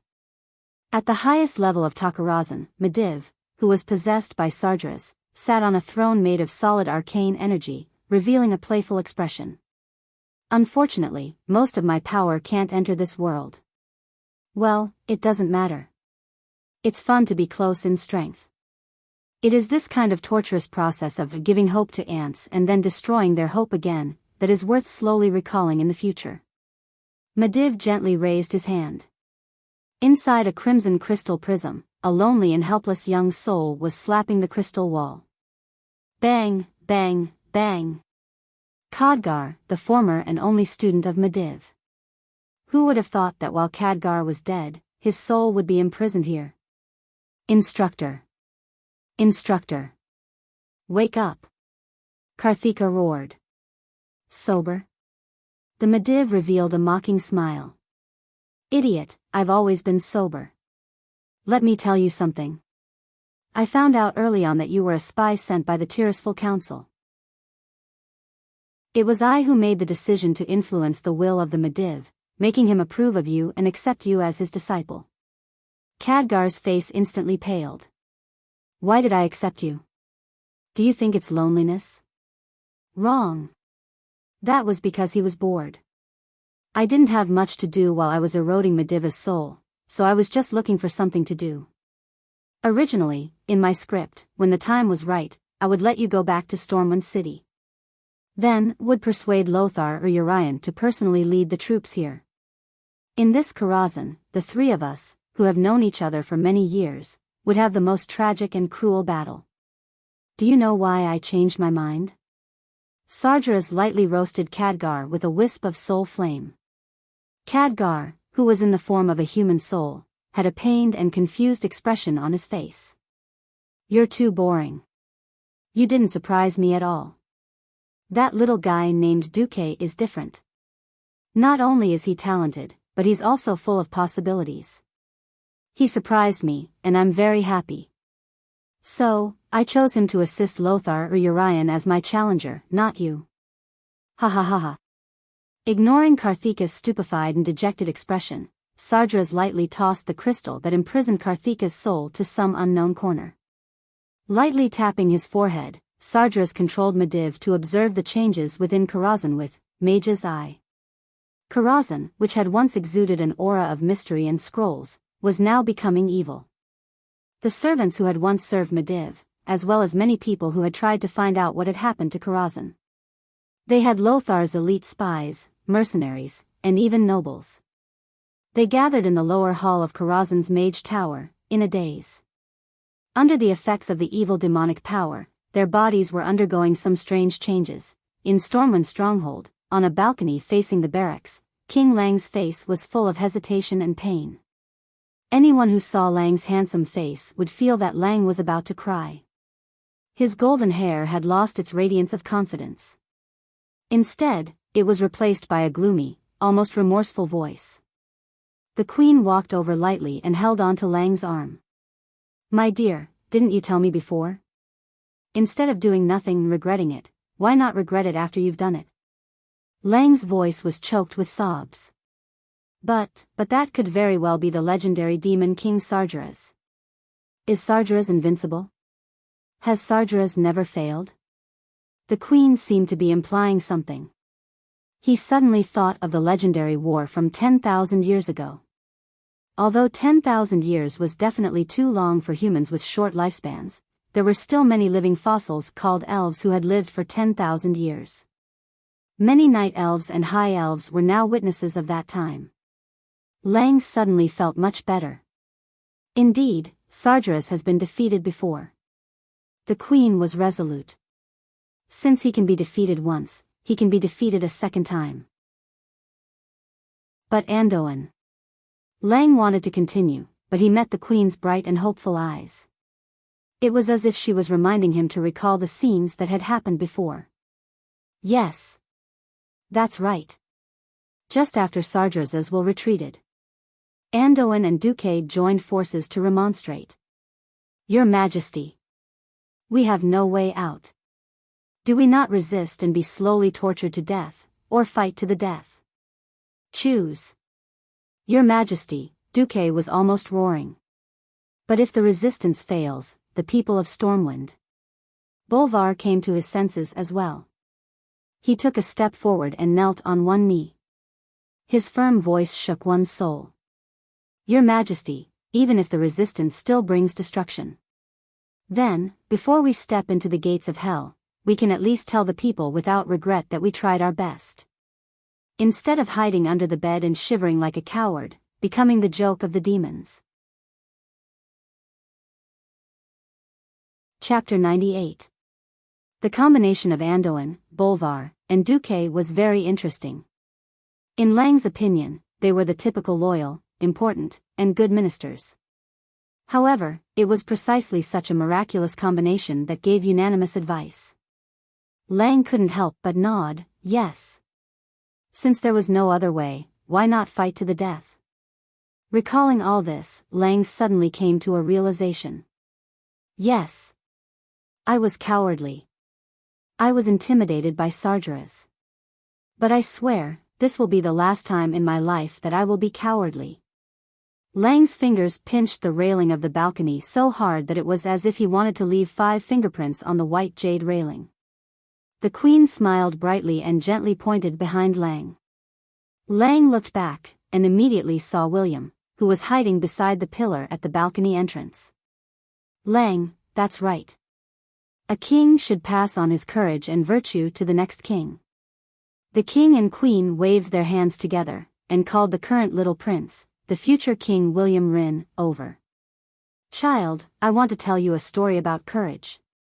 Leyland picked up the young William and said, let me tell you a story about courage, Lang told William, who didn't quite understand what had happened not long ago. William especially admired Anduin, so William asked curiously, Father, why did Uncle Lothar and Brother Marcus risk their lives, and not you? Lang was slightly stunned, and then a gentle smile appeared on his face. Child, in this world, everyone has their own responsibilities. There are people who shoulder the future of millions of people, who are responsible for the safety of the people's lives and property, and who seek hope and salvation for the people. These people are the nobles, and the top of the nobles is the king. Little William said in a childish voice, Father, you are the king. Yes. There are also people who will stand up when the whole world is in danger, and fight against evil with their weak strength. Most of them would fail and die miserably. But there will always be a small number of people who will miraculously obtain the final victory. Therefore, everyone will call these people who have gathered courage, wisdom, and luck, heroes. There was a hopeful look in young William's eyes. Then, is Uncle Lothar a hero? Lang hugged William tightly, and tears welled up in his eyes. He said emotionally, I don't know, but every inch of my heart is praying for your Uncle Lothar. I hope that Lothar will become a hero and return in triumph. If he succeeds, even if I, the king, am to be buried under the glory of his hero, I am willing. At the same time, a group of cavalry was advancing rather quickly in Twilight Forest. The Twilight Forest was different from any other forest. The strange mist lingering above the forest all year round made it seem as if the entire forest had fallen into an eternal night. Sunlight could hardly penetrate the treetops and reach the ground, so most of the time, visibility in the forest was extremely poor. Even pedestrians walking in the forest had to carry a torch. Under such circumstances, galloping on a horse would be courting death. The group of people only let the horses trot at a small pace. Lothar, who was leading the group, raised his right fist, and the cavalry immediately pulled on the reins to raise their horses' heads. As the horses did not gallop fast, they completed the entire deceleration process in 2 to 3 steps. Take a break, Lothar instructed. He jumped off his warhorse agilely, handed the horse over to his attendant, and walked to the back of the group. Almost at the back of the group, he saw Duque, who looked like he was having a toothache. Hey, my little hero, looking at you now, it's hard for me to associate you with the young hero who was so generous in the meeting hall and didn't even bat an eyelid in the face of death. Duque grimaced in pain. What could he do? How could a transmigrator, a university student who grew up in the city, have the opportunity to ride a horse? Even after he transmigrated, he had found time to learn it. However, short-term training was completely different from riding a horse for a long distance. Horses were living creatures. Even if they had muscles on their backs to slow down the impact, they still could not compare to a small car with shock absorbers on a flat road. The jolts and the continuous galloping made Duque feel as if his internal organs had shifted. It was not an exaggeration. On the first day, Duque almost vomited last night's dinner. In just 2 days, they crossed nearly 300 kilometers of forest trails in the entire elven forest and entered the Twilight Forest. One had to know that this was not a modern highway before he transmigrated. Many of the trails were not even muddy roads. They were narrow paths that only hunters would take. At least 5 horses broke their legs because of the journey and had no choice but to give up. 2 cavalrymen almost broke their necks. The only good thing was that after entering the Twilight Forest, the speed of the horse slowed down, and Duque could catch his breath. Faced with Lothar's question, Duque panted heavily and glared at Lothar. Bastard, laugh if you want. Don't give me a chance to laugh back. Lothar laughed and helped Duke off his horse, almost lifting him with his hands. Lothar's elite soldiers were busy in an orderly manner, either arranging sentries, feeding the horses, or standing in a circle vigilantly. They took out their canteens and sipped from them. Of course, many people looked at them with strange eyes. Because this combination was too strange. A knight, a mage, and a female orc. No matter how many times he looked at this combination, it was strange. Human, you are too weak. In the tribe, a weak existence like you is not even fit to be a laborer, Garona said mercilessly. This strange orc woman was straightforward. If it came from someone else's mouth, it would be sarcastic. But she only felt that it was natural. Duque could not help but sigh at the magic of fate. Sure enough, after some communication, Lang and Lothar, just like in history, readily chose to accept Garona. After asking a lot about the orc tribe, they agreed to let this powerful female orc, who was familiar with the terrain of Karazhan, join the basalt team. Duque rolled his eyes at Garona.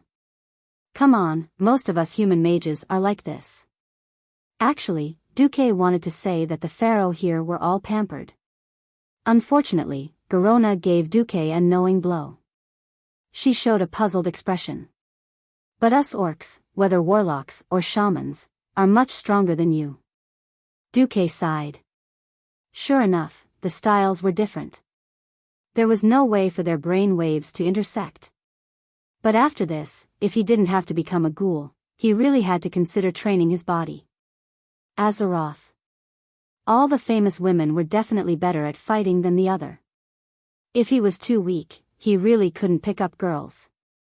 Lothar suddenly asked in a low voice, "What do you think our chances of beating Sargeras are?"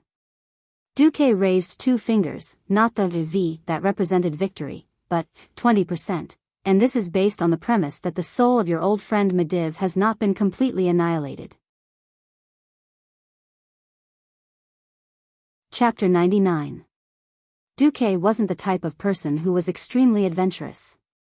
Duque wouldn't gamble with his life or anything like that. But gambling with his life became gambling with his moral integrity. That had a different meaning. In fact, when Sargeras descended upon the meeting hall of the Storm Stronghold, a few lines of words appeared in Duque's system notification: important human nature, moral integrity, choice. In the eyes of the Demon King Sargeras, you're just a slightly interesting ant. But you, who are familiar with history, realize that this may be a chance to change your fate. If you're really lucky and can force Sargeras into a corner and save the Demon King when he's about to lose, the system has determined that you have an 87% chance of transforming yourself into a powerful demon when you're conscious, and become one of the commanders of the Burning Legion. Of course, if you can help Anduin Lothar successfully kill Medivh and make Sargeras scram back to the abyss, then you'll undoubtedly become the hero of the entire world of Azeroth. According to the calculations of this system elf, you have a 999% chance of restoring all the missing moral integrity and soul power. You'll completely get rid of all possible negative soul states. The system didn't say what the outcome would be if he failed to challenge Medivh. But Duque could guess it. Dying under the fangs of a wild boar and dying in front of the Demon King were two completely different concepts. Just like in the future, the knights who died in the Scourge army would often be transformed into Death Knights. Falling into the hands of Sargeras, his soul was really, Duque had always thought of himself as immortal. He didn't have the Virgin Mary spirit to save the world, nor did he have the violent tendencies to do evil and destroy the world. Since he had transmigrated, he began to adapt to this world. The Martians and the Death Seekers fought, and many people died on both sides, and your friends and family fought with the violent and evil orcs, and many of your friends and family died. These were two completely different concepts. Not to mention a human, even he would feel heartache when a cat or dog that he had raised for a long time died.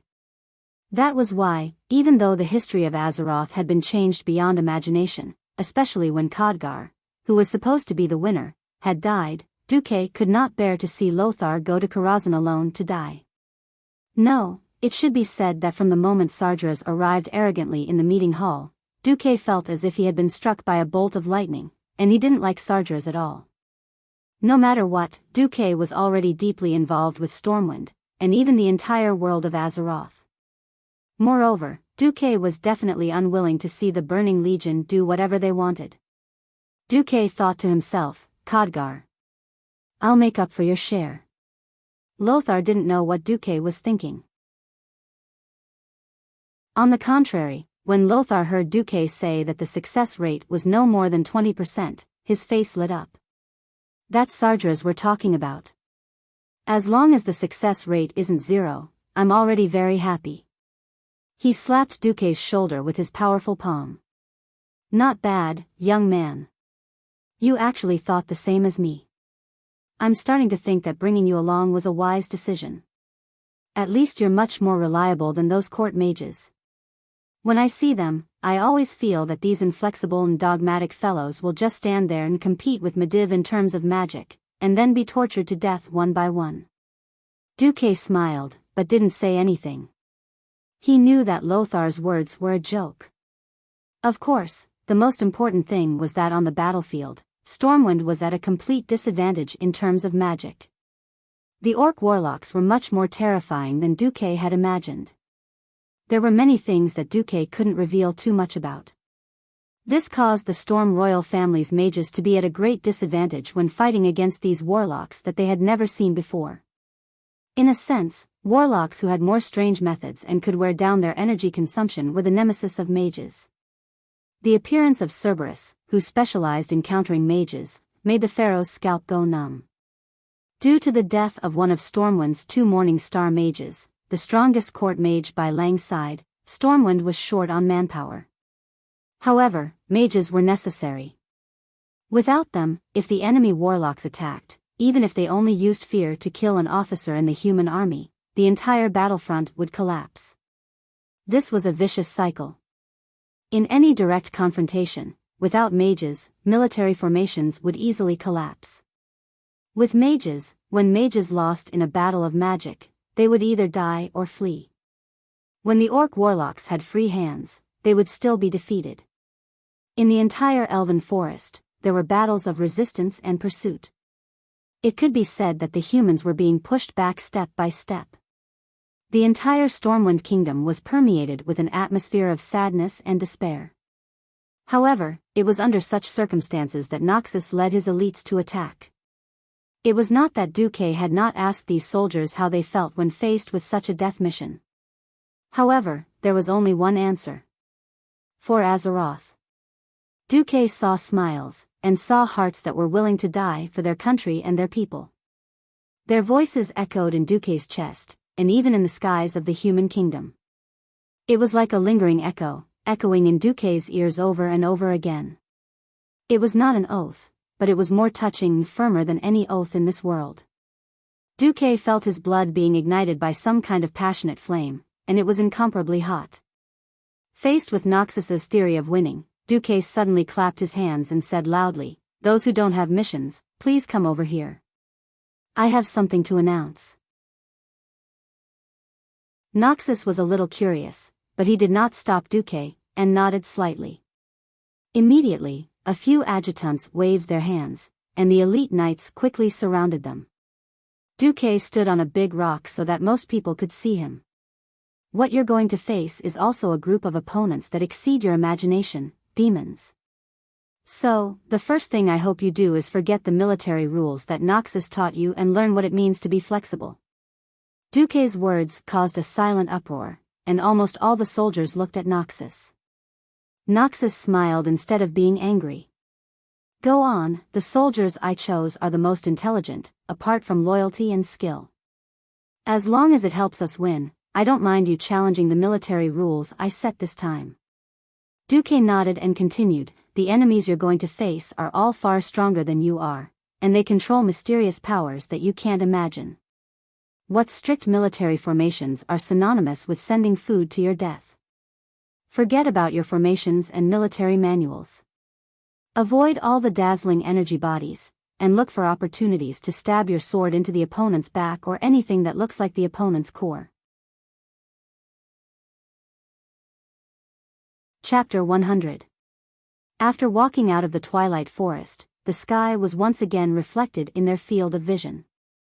After going through the torment of darkness in the twilight forest, he felt much better on the rugged headwind path. After walking for 2 days in a row, they finally couldn't find a suitable campsite on the third day because it was too close to Karazhan. As night fell, the assault team simply spent the night on the path by the cliff. On one side was a steep mountain wall, and on the other was a bottomless cliff. Lothar had no choice but to let the team of more than 200 people form a long snake. If Sardras gets a group of his men to attack us here, we'll be finished, Andoin said to Duque. Duque smiled. Would you run tens of kilometers just to hit a mosquito? If he really underestimates us to that extent, that would be great, Andoin said. He will, because even though Sardras has fallen, he's still a creation titan. To him, it's already a grievance to be able to hide in Mediva's body. He won't have the leisure to deal with us. Titans.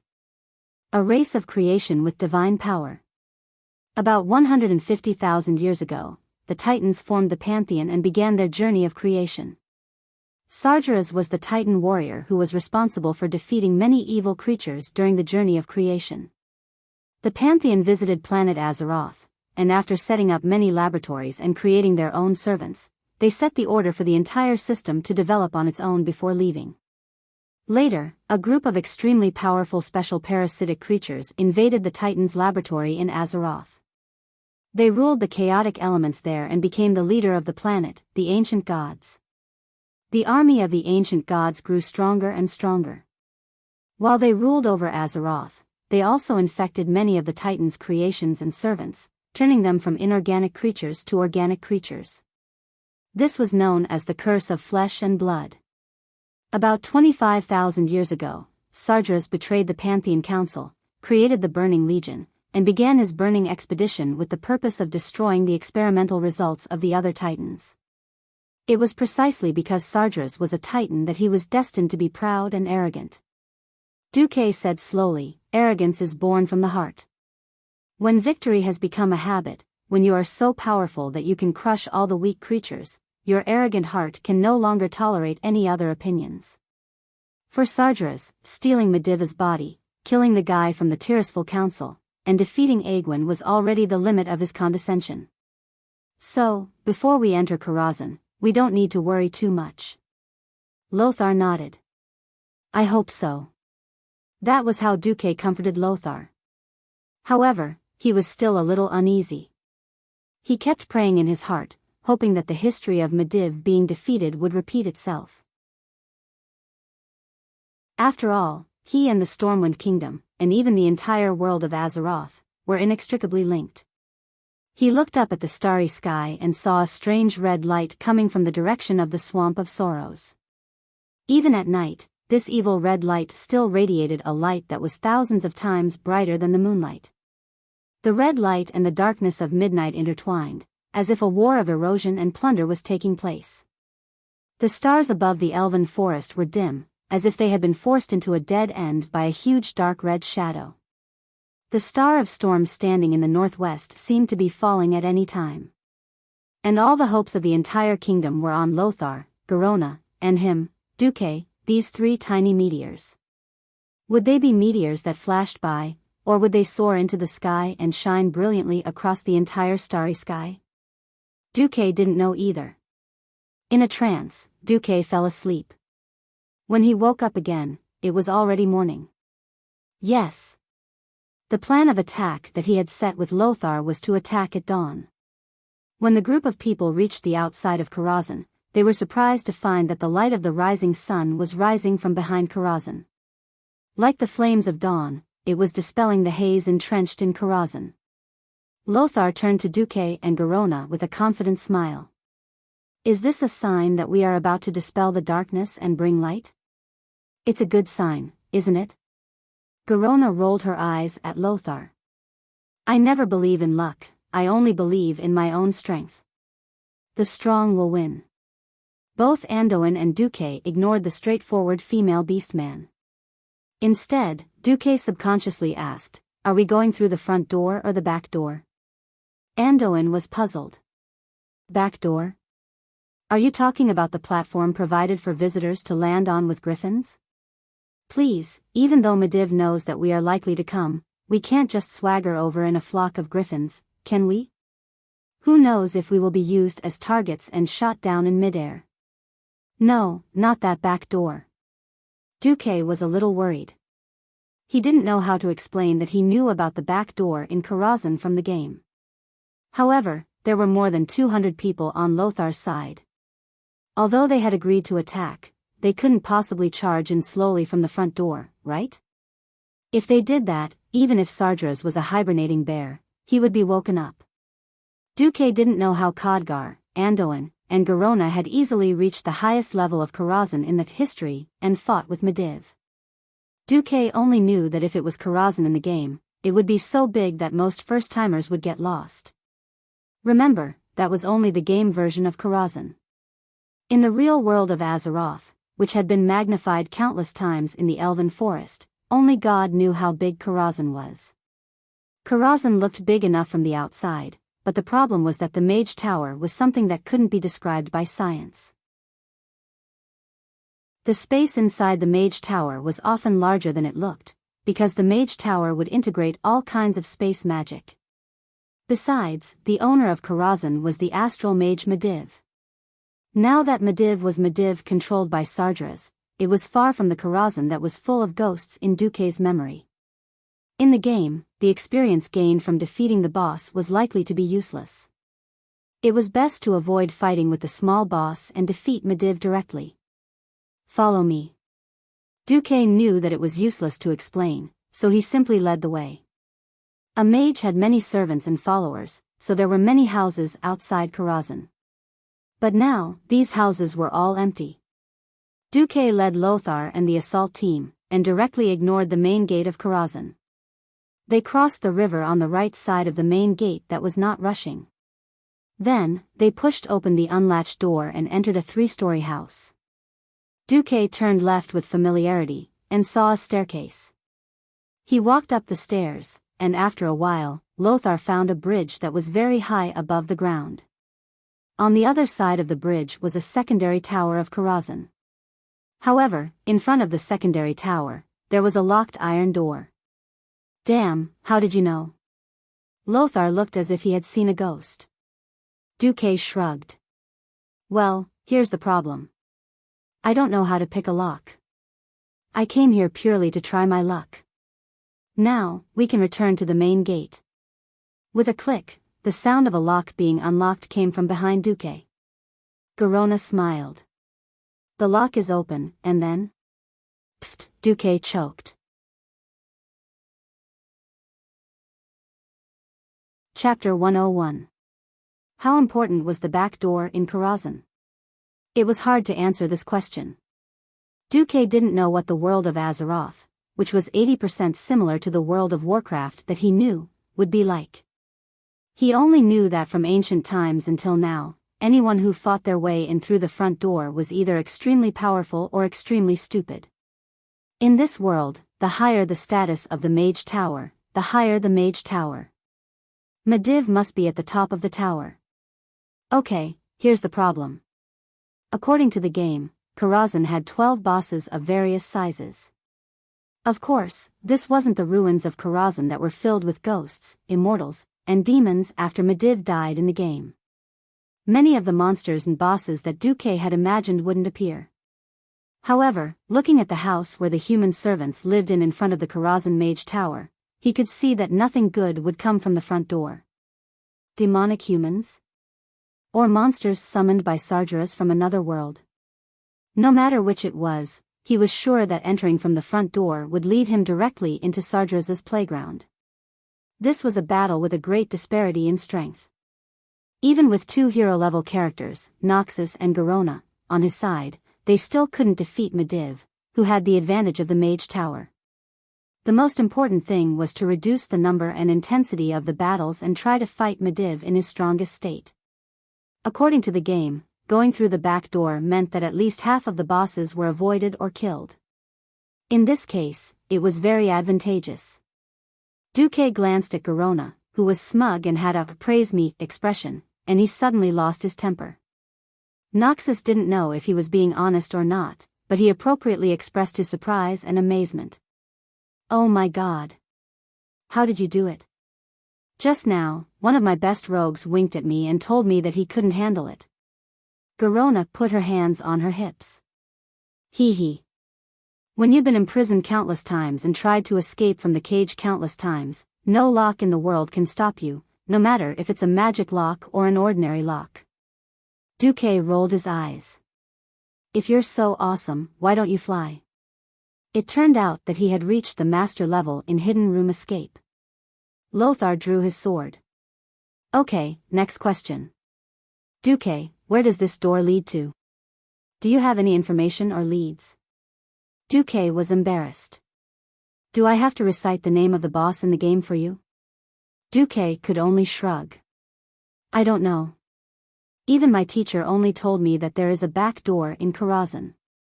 At least we can bypass the stable, the servants' rest area, and the reception area for nobles."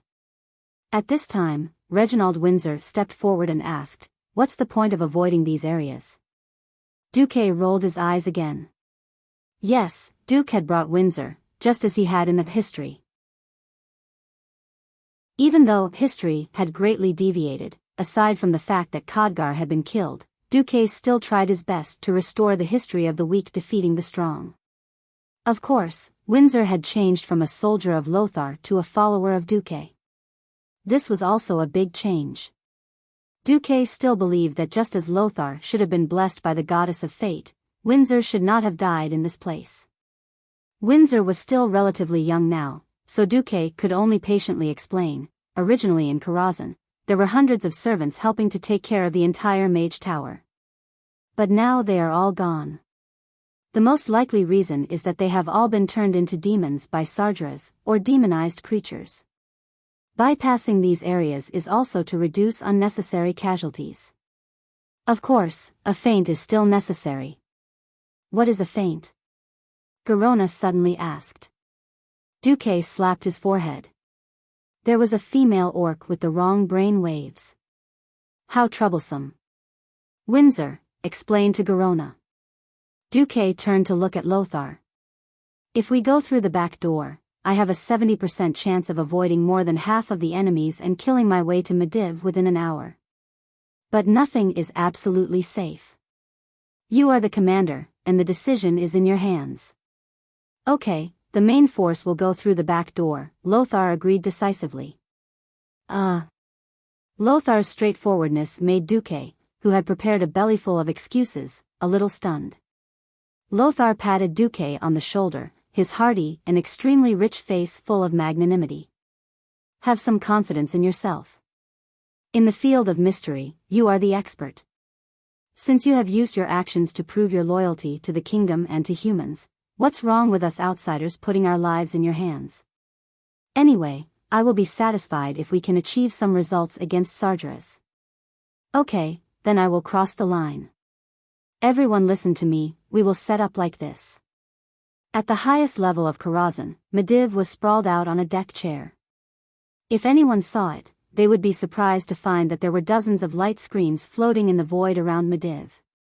Each light screen had a different picture, and many of them had nothing to do with the world of Azeroth at first glance. The scenes on these light screens were like movies that had been played in 10 times faster speed, as if the entire river of time had been accelerated. However, no matter which picture it was, there was the same theme: destruction and killing. In different corners of the universe, the Burning Legion was wantonly destroying, endlessly spreading death.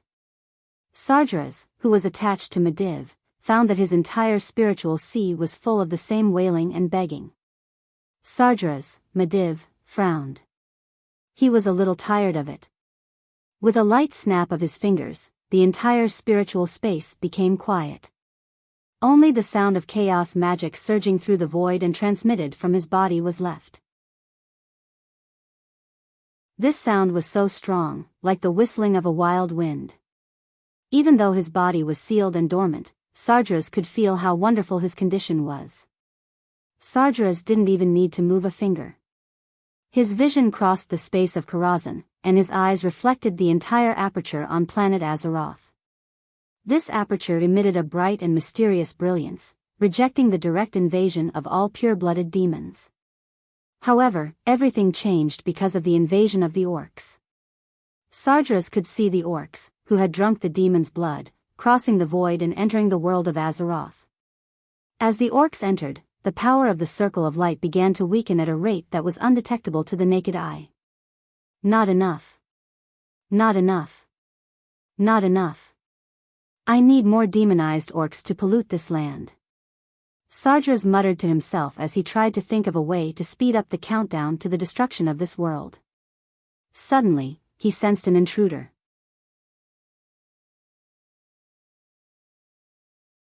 Chapter 102. Draw your swords. The future Marshal Reginald Windsor's voice was still childish. He did not know why Duque had asked him to lead this elite troop of 200. He also did not know why this troop, which made up more than 90% of the assault team, was used as a feint. He only knew that Duque, who had become his master, and Anduin Lothar, whom he admired the most, had placed their utmost trust in him. This trust was very heavy. I'll leave my men to you, Lothar said. A soldier who doesn't want to be a marshal is not a good soldier. Reggie, I have high hopes for you, but you also need to prove yourself. This is your chance. Duque patted his shoulder. Windsor was already very grateful to have the honor of fighting for the kingdom in ruins. He was sure that he did not follow the wrong person. Dooku, who seemed to be mysterious, was actually a great hero of the kingdom. Now that he heard their trust in him, Windsor's eyes almost teared up. The appointed time had arrived. In the first rays of the morning sun, the long sword was raised high, bringing with it the brilliance of the sun, like an arc of flames. Enchanted weapon, Demon Slayer. This mid-tier enchantment could permanently enchant a close-range weapon, giving it a chance to stun a demon and deal extra damage. To be honest, this was not a weapon that a soldier could have. Even the chief swordsman of the noble families might not have one. However, the rich and capricious Duque found an enchantment master and enchanted all the swords used by the 200 warriors with Demon Slayer. Windsor didn't know how powerful the enchantment was, but he could sense a holy aura from it, which delighted every warrior. Windsor's figure stood proudly in the morning light. The elite warriors of Stormwind all looked at him and raised their long swords at the same time. Light filled the air, and the cold glint of the blades was faintly discernible. It was like the first light of dawn spreading across the dark land, driving away the darkness. Charge! Bearing in mind Duque's repeated warnings, Windsor didn't advance in a strict military formation, instead using an even more disorganized charge. The battlefront began to push forward. Unknowingly, the pace of every soldier was quietly increasing, and their strides became larger. After a short 10 meters, almost every soldier was fighting to be the first to run. For Azeroth. For His Majesty Rin. For my lover, the soldiers shouted messy slogans, but they quietly changed their formation in the midst of their charge. 8 warriors holding siege hammers used to break down doors had already reached the front line at some point. Quang Dang, the iron gate, which was as tall as 3 people, broke into pieces. Karazhan was not a fortress, and there was no moat. Even the iron gate and wooden door at the gate were more for decoration. The defense of a mage tower never relied on external objects. Perhaps it could be said that they were able to successfully approach the gate of Karazhan because Sargeras ignored them. Rumble. The door also fell down. The brave warriors with torches in their hands killed their way in. Then, under the illumination of the fire and the torches inside the gate, they saw their enemy, Satyr. A demon with cracked hooves, unkempt goat legs, goat-like horns, razor-sharp claws, and a long lion's tail. The origin of Satyr could be traced back to the ancient war. Among the High Elves, there was a Kaldorei noble named Havis, who was Queen Azhara's most trusted and closest advisor. Havis was one of the main culprits who led the Legion into Azeroth, and as the ancient war progressed, he brought more and more suffering to his race. But he was finally defeated in an encounter with the young druid Malfurion Tempest. Malfurion had completely destroyed his sinful body. However, Sargeras felt that Havis still had value, so he resurrected him and became the first satyr in the world. As long as there was a strong enough demon curse, and the target's will wasn't strong enough, satyrs could easily turn other creatures into satyrs. Although most of the satyrs' bodies had become inflated, and most of them were more than 2 meters tall, Windsor and the others could tell from the clothes that these satyrs had left that they were satyrs who had once served Medivh. Windsor's eyes narrowed slightly, and only one word came out of his mouth. Kill. The assault force of Stormwind was like a flaming rocket, instantly breaking through the group of satyrs. Now that he was within close combat range, Windsor could even see the red flames flickering in the eyes of these purple-furred demons. What kind of chaos and madness was that?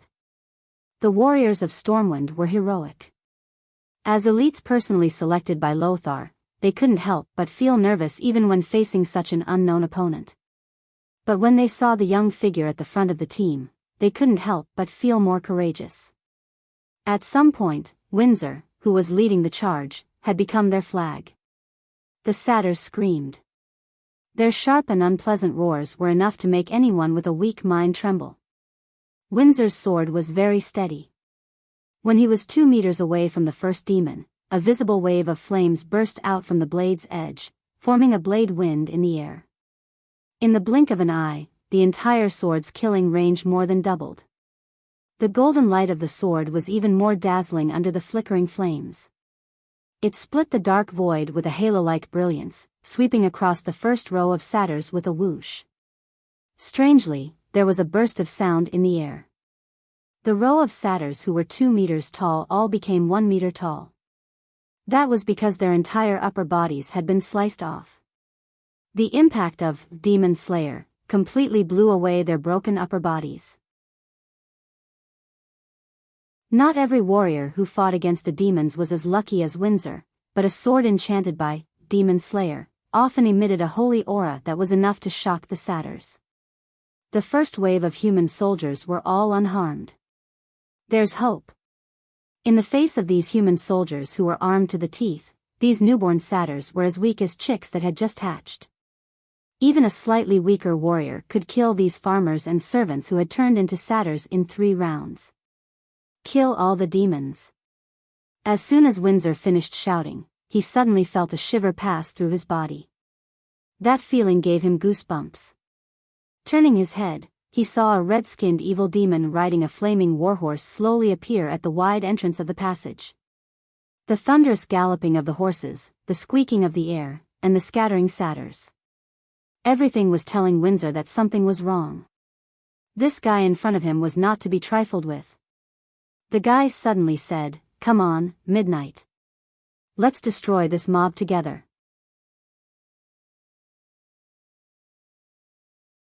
Chapter 103. If Duke could see this scene, he would definitely be so shocked that he couldn't close his mouth. Atumen the Hunter. The boss that should have become an undead in the future had now appeared as a demon. There was no way to find out where Atumen came from. As a beginner boss, he gave Windsor and the others a good show of strength. Atumen rode on an impressive monster. Its body was covered in hellfire, and its 4 hooves were so hot that they glowed red. Just by standing on the ground, the bluestone floor was scorched into small pits. Accompanied by a whooshing sound, the tall Hellwarhorse appeared in front of Windsor and the others. Even its nose and mouth were spewing flames filled with the smell of sulfur. It was taller than all the warhorses used by the heavy cavalry in Stormwind. It was easy to think that Midnight was a rhinoceros and not a nightmare beast from hell. When the nightmare beast's roar resounded throughout the first level of Karazhan, when its huge body was covered in flames, no one could stop it. Windsor then realized what Duque meant when he said, "Your responsibility is not light. If you can last for an hour, you will have completed the mission." Noxus had warned these new recruits countless times that on the battlefield, when facing the enemy, the first thing they had to overcome was the fear of death. If they could not face the fear of death directly, then they would only understand that they had been standing at the edge of the gates of hell the whole time. Otherwise, when your head fell to the ground, when you were smashed into meat paste by the huge momentum of the warhorse, when your vision was spinning wildly, when your consciousness quickly dissipated, when the fire of life extinguished, everything would be too late. Your life, your status, your friends, your loved ones, all of them would become history under that one strike. The world after death did exist. Countless undead and demons used their evil figures to prove this terrible, ironclad fact. But once you died, you would no longer be you. In order to avoid this terrible situation, the first thing to do was to overcome your fear. It wasn't an easy task, especially in front of the nightmare warhorse with its own aura of fear. Many elite warriors showed fear on their faces. It was the performance of the nightmare warhorse, or the suppression of the terrifying will. That bone-deep fear completely froze their hearts and blood vessels. They were like lambs waiting to be slaughtered, their lives reaped by Atumen the hunter and Midnight the nightmare beast. Strangely, Windsor was not afraid. He felt that something had awakened in his heart. It was something called courage. Heaven looks to the left, warriors look to the right. After witnessing the bravery of the Griffin Legion, Duque had said this more than once. From that day on, Windsor had always half understood what was said. But at this moment, Windsor understood. Everything in his field of vision was still the same color as before. The flames of hell and the cries of the Grim Reaper were still wantonly roaring. His comrade in arms not too long ago had perfectly demonstrated what it meant to leave the world forever. The fear of death spread rapidly, but Windsor didn't feel it at all. His heart was filled with nervousness. This nervousness didn't come from fear, but from a heavy sense of responsibility. It came from Andoin and Duque's trust. The comrades beside him weren't afraid of death. From the moment they'd accepted this mission, they'd already cast aside life and death. But Windsor at least hoped that even if they died, it would be a meaningful death. He wanted them to die on the path to victory. The situation was too chaotic, and command was meaningless. Thus, Windsor decided to do it himself. He saw an opportunity. It was a moment that could not be missed. Just as the nightmare beast, Midnight, knocked away a warrior not far from Windsor at a speed that was hard to see with the naked eye, and just as Atumen the hunter was about to follow up with another slash, Windsor suddenly launched his charge. This wasn't an ordinary charge. This was the charge of a warrior. With a whoosh, Windsor slammed into the side of the nightmare beast, leaving behind a long afterimage. The momentum was so great that even the majestic nightmare beast couldn't help but stagger. Come, four-legged worm. Let's fight to our heart's content. Midnight understood human nature. Windsor's taunt made it very unhappy, but before it could react, a shield engraved with the emblem of the Stormwind Lion gave it a hard blow. Shield slam, the heavy blow made its mouth crooked. Ha! Atumen the huntsman followed up with a cleave, but it was parried by Windsor's enchanted sword, Demon Slayer, which could not have been more accurate. The situation of the battle suddenly changed. It was Windsor's brave battle that caused the unstoppable Atumen to fall into the siege of the elite warriors of Stormwind City, on the other side, at the back door of Karazhan. Noxus, on the other hand, was a little anxious. After Duke ordered Windsor to attack, there was no movement on the other side. What are you waiting for? It wasn't that Lothar hadn't seen the mysteriousness of the pharaoh.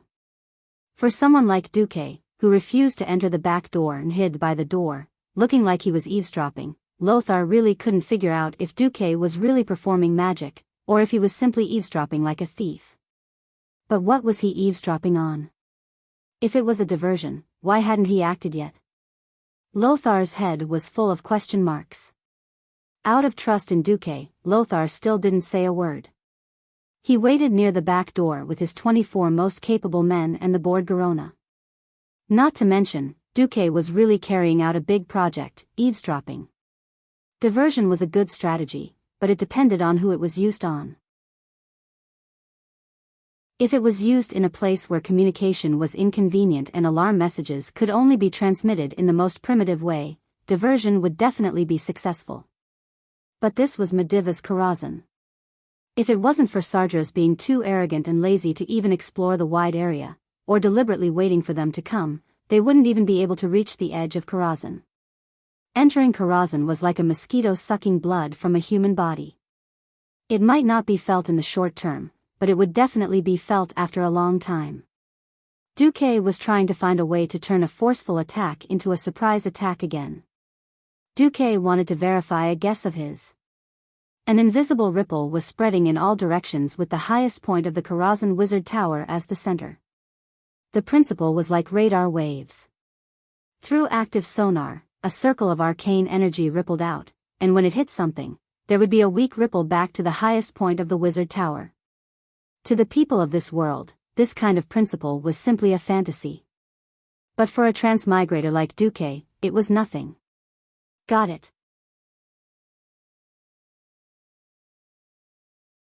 Chapter 104. The unknown demonic energy fluctuated slightly, with different lengths between the peaks and troughs. It was not something that humans could control. Also, it was a language of Eridar, commonly known as the demonic language. This would definitely stump 99% of the mages in the world, but not Duque. That was because Duque had the system elf. This kind of unchanging question and answer every 5 minutes, even though there were extremely complicated fluctuations, these fluctuations were unchanging. When the system elf repeatedly assured Duque that it could perfectly imitate it, Duque smiled at Lothar. I can use a little trick that only mages know to hide from Medivh for a while. I think before we get close enough to Medivh, no matter how many of his men we kill, he won't notice. Lothar's eyes lit up when he heard this. If he could get close to Medivh, he might have a chance. What was most afraid of? Being drowned by endless demons before they could see Medivh. He and his men were very strong. No matter how strong they were still human. As long as they were human, they would be tired and prone to mistakes. It could be said that the longer the battle dragged on, the more disadvantageous it would be for them. Duque's appearance directly reversed this point. Okay, come with me. Duque waved his hand. No, let's go together. Lothar held a shield in his left hand and a sword in his right. Duque suddenly noticed that Lothar's sword seemed to be fundamentally different from the one he usually held. It's an ancestral thing. But it should be quite useful, Lothar said casually. Duque's mouth opened wide. If he hadn't been barely able to control himself, he would have probably screamed. Who was Lothar's ancestor? The former ruler of the 7 kingdoms, Thoradin the Great. An ancestral treasure sword? Wasn't that the Emperor's sword? As if he had seen through Duque's surprise, Lothar said indifferently, it's not as mysterious as you think. However, taking this sword out at ordinary times will indeed provoke the nobles of the Stormwind Kingdom. Duque did not dare to ask any more questions. If he did, it would be Lothar's dark history. In fact, Duque couldn't understand why a descendant of Thoradin the Great would become a subordinate of House Rin. Duque brought Lothar and the others into Karazhan. Almost as soon as he stepped through the back door, Duque felt something was wrong. It was a feeling of chaos, as if time and space had been reversed. No matter how one looked at it, this was inevitable. In the primordial era, an unknown explosion occurred in the southern section of the Riedridge mountain range, forming a crater, which was the current upwind trail. The spacetime in the middle of the crater turned illusory, folded, and became a spacetime node in the universe, connecting many other worlds and the distorted void.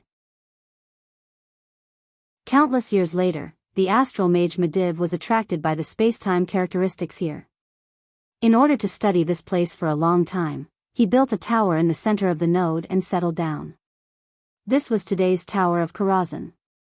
King Lang of Stormwind granted this place to Medivh and gave him the title of Karazhan's Master. After integrating the power of Medivh, the Guardian of Azeroth, the Tower of Karazhan gradually merged with the spacetime node, and the tower itself became a part of this special spacetime. This folded and distorted spacetime was also the cause of Karazhan's illusions. Karazhan's illusions were not illusions or ghosts, but real, fragments of the past and future. They were involved in the chaotic spacetime and appeared in places that should not be. So, in Karazhan, there would be many unreasonable things. For example, all he could see now were books. There were all kinds of books, not just magic books, but also a large number of humanities, geography, and history books. But these were all visual illusions. Listen, follow me and step on a math book. Math book? Lothar was puzzled. If you don't want to fly to another planet the next moment, follow me.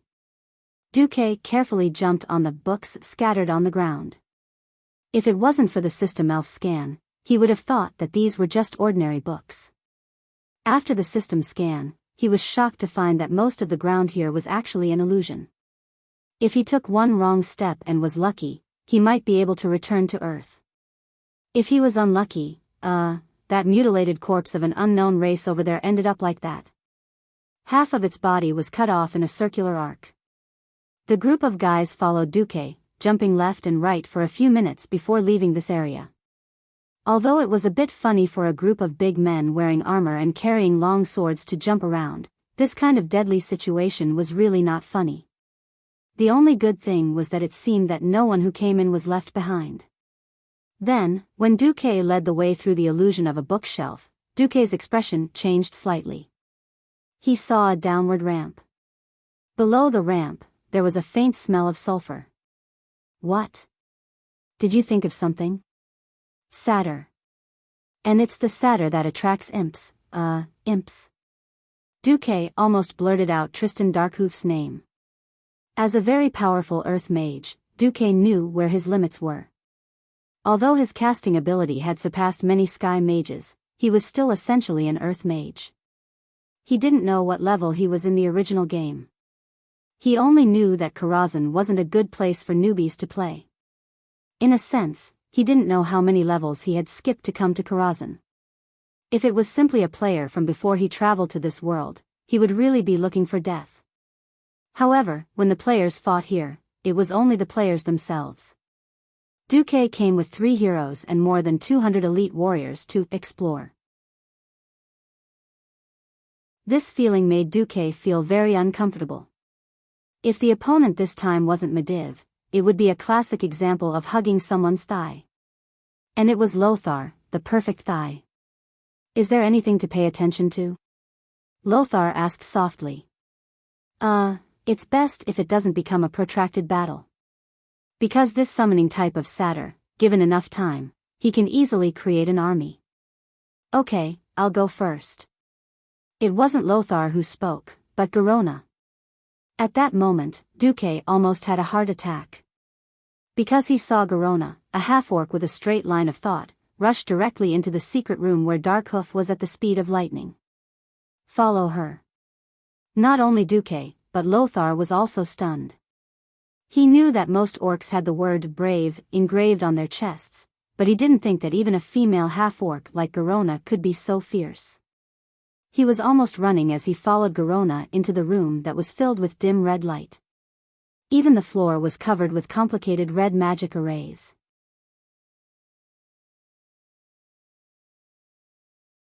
Chapter 105. The anticipated battle did not start immediately. Garona held a strange bone dagger in her hand. She was clearly hesitating. Because in this large room that was more than 100 square meters, she saw a standard blonde human youth. He was a human who looked very similar to the human nobles she saw in the Storm Fortress. This made her extremely confused. Although her instincts told her that something was wrong, her rationality still took over her body. She stopped. The moment Duque saw this, he would rather Garona continue to be reckless. In the world marked by the system elf, this guy's head was clearly marked with a large red skull, and his race was marked as satyr. Kill him. Duque's shout seemed to be a little late. The blonde nobleman suddenly had a mocking expression on his face. He opened his mouth slightly and screamed. A crimson-red smoke came out of his mouth, followed by his eyes, nostrils, and ears. In less than 2 seconds, the red smoke that seemed to have a life of its own turned into some kind of corrosive substance, melting the nobleman's facial features like molten wax and turning into a blurry human figure. Right in front of the 20 ambushers, he transformed. An evil rune circle that emitted a foul smell wrapped around him, rejecting all external attacks. Duque and the others could only watch as this guy knelt down powerlessly and curled up on the ground. His skin turned red, and then, like a poisonous snake shedding its skin, the thing inside was peeled off from this lifeless, soulless human shell. The red runes that enveloped this guy suddenly exploded and shot in all directions. Duque only had time to cast a shield made of arcane energy before the strange runes reached him. This was not a particularly premeditated attack. The exploding runes were very messy. Unfortunately, there were still a few elite warriors who could not dodge in time and were affected. Even though their hands and feet were protected by sturdy armor, just a little bit of contact was enough to directly burn through the armor. When the runes touched them, they felt a burning sensation as if they were splashed with high-temperature molten steel. Naturally, there were also priests who entered with Noxus. Lothar was prepared to launch a surprise attack, so he didn't care if he was discovered. After the warrior hurriedly took off his gauntlets, the middle-aged priest tried to use the power of the holy light to dispel the red runes on the warrior's arm. However, he was shocked to find that his power was powerless. The highly corrosive runes spread out from the wound like a plague. Noxus's pupils constricted. He raised his sword and cut off a large piece of flesh from the victim's arm. The rest of the warriors were similarly dealt with. Everyone's expression changed. This was the most typical demonic power. Ha ha ha. Puny humans. Why did you come here to die? The red light faded, and a satyr with a huge goat head appeared. Accompanied by a burst of arrogant laughter, a typical satyr appeared in front of everyone. Unexpectedly, the other party did not attack immediately. On the other hand, the red-skinned satyr bowed to Lothar in a nondescript aristocratic manner. He placed his left hand on his right chest and used his right hand to fling away the cap on his head. Then, he bowed slightly and nodded. You must be Anduin Lothar, aren't you? I, Tristan Darkhoof, salute you, Tristan said in standard human language. Anduin noticed that this guy actually spoke with a very standard aristocratic accent of the Rotterdam Kingdom. Anduin's pupils couldn't help but constrict. Are you waiting for me? Waiting? No, this is just an accident. It seems that your little mage is quite strong. In fact, I didn't even feel your arrival before your orc scout sneaked into my room. However, since you're here, everyone except Sir Lothar can go to hell. More than one person noticed Tristan's subtle words. Obviously, everyone's life was meaningless to Sargeras except Lothar. I hate you. Garona didn't have the patience to listen to the satyr's nonsense. She immediately attacked. For the first time, Anduin and Duque witnessed Garona's attack with their own eyes.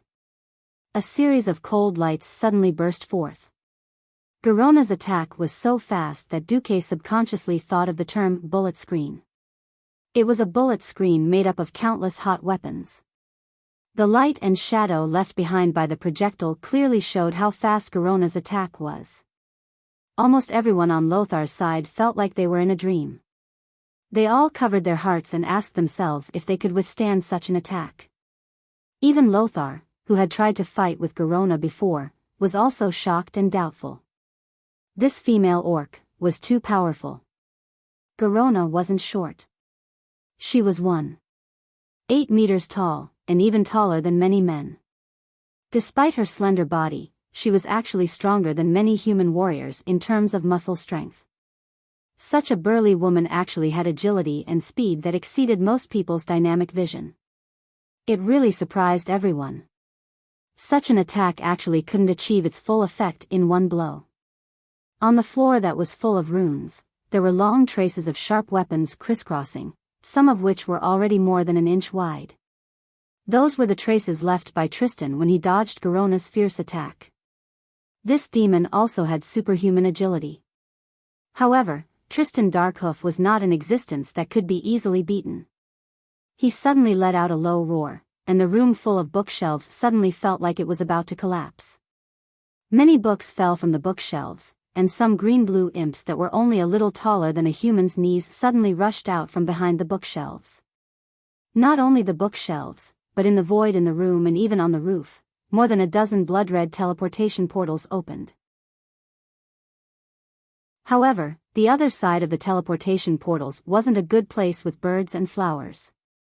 It should be some kind of terrifying space full of evil. Countless imps rushed out of the teleportation portals, and without saying a word, they directly threw small fireballs at the human warriors in the room. For the sake of flexibility, Lothar's elite soldiers didn't choose the cumbersome tower shield. Most of them used the standard Storm City zither-shaped shield. Obviously, this kind of shield was not enough to protect them from fireballs coming from all directions. Diga, a 28-year-old veteran soldier, joined the army at the age of 16. He had fought fishmen, killed gnolls, fought beasts, and fought against orcs. As a warrior in the Golden Age, his experience could not be said to be not rich. However, when faced with the unknown mysterious attack, he was momentarily stunned. The fireball came at him at high speed, and the rapidly expanding light in his field of vision made him ready to close his eyes and wait for death. However, it was at this moment that a bright blue light suddenly flashed behind him.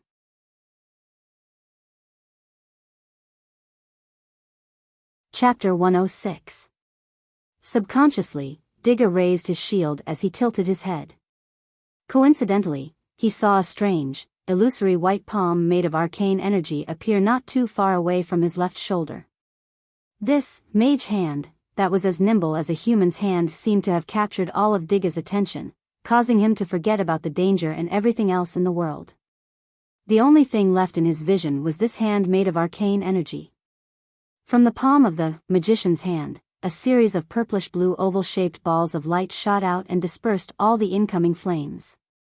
Without the support of the mysterious power, the scarlet flames quickly withered in the air, giving off a feeling that the turbid air in the air had been cleared. This was not the end. If these inferior imps shot a rain of fire arrows, then Duke's counterattack would fill up the entire field of vision in the true sense of the word bullet screen. These short imps were clearly not adept at close-range combat. Diga and his comrades were confident that if they could get close to them, they could definitely teach them a lesson with their swords. However, there was no telling how many people would fall on the way to them. Diga had a rough estimate in his mind.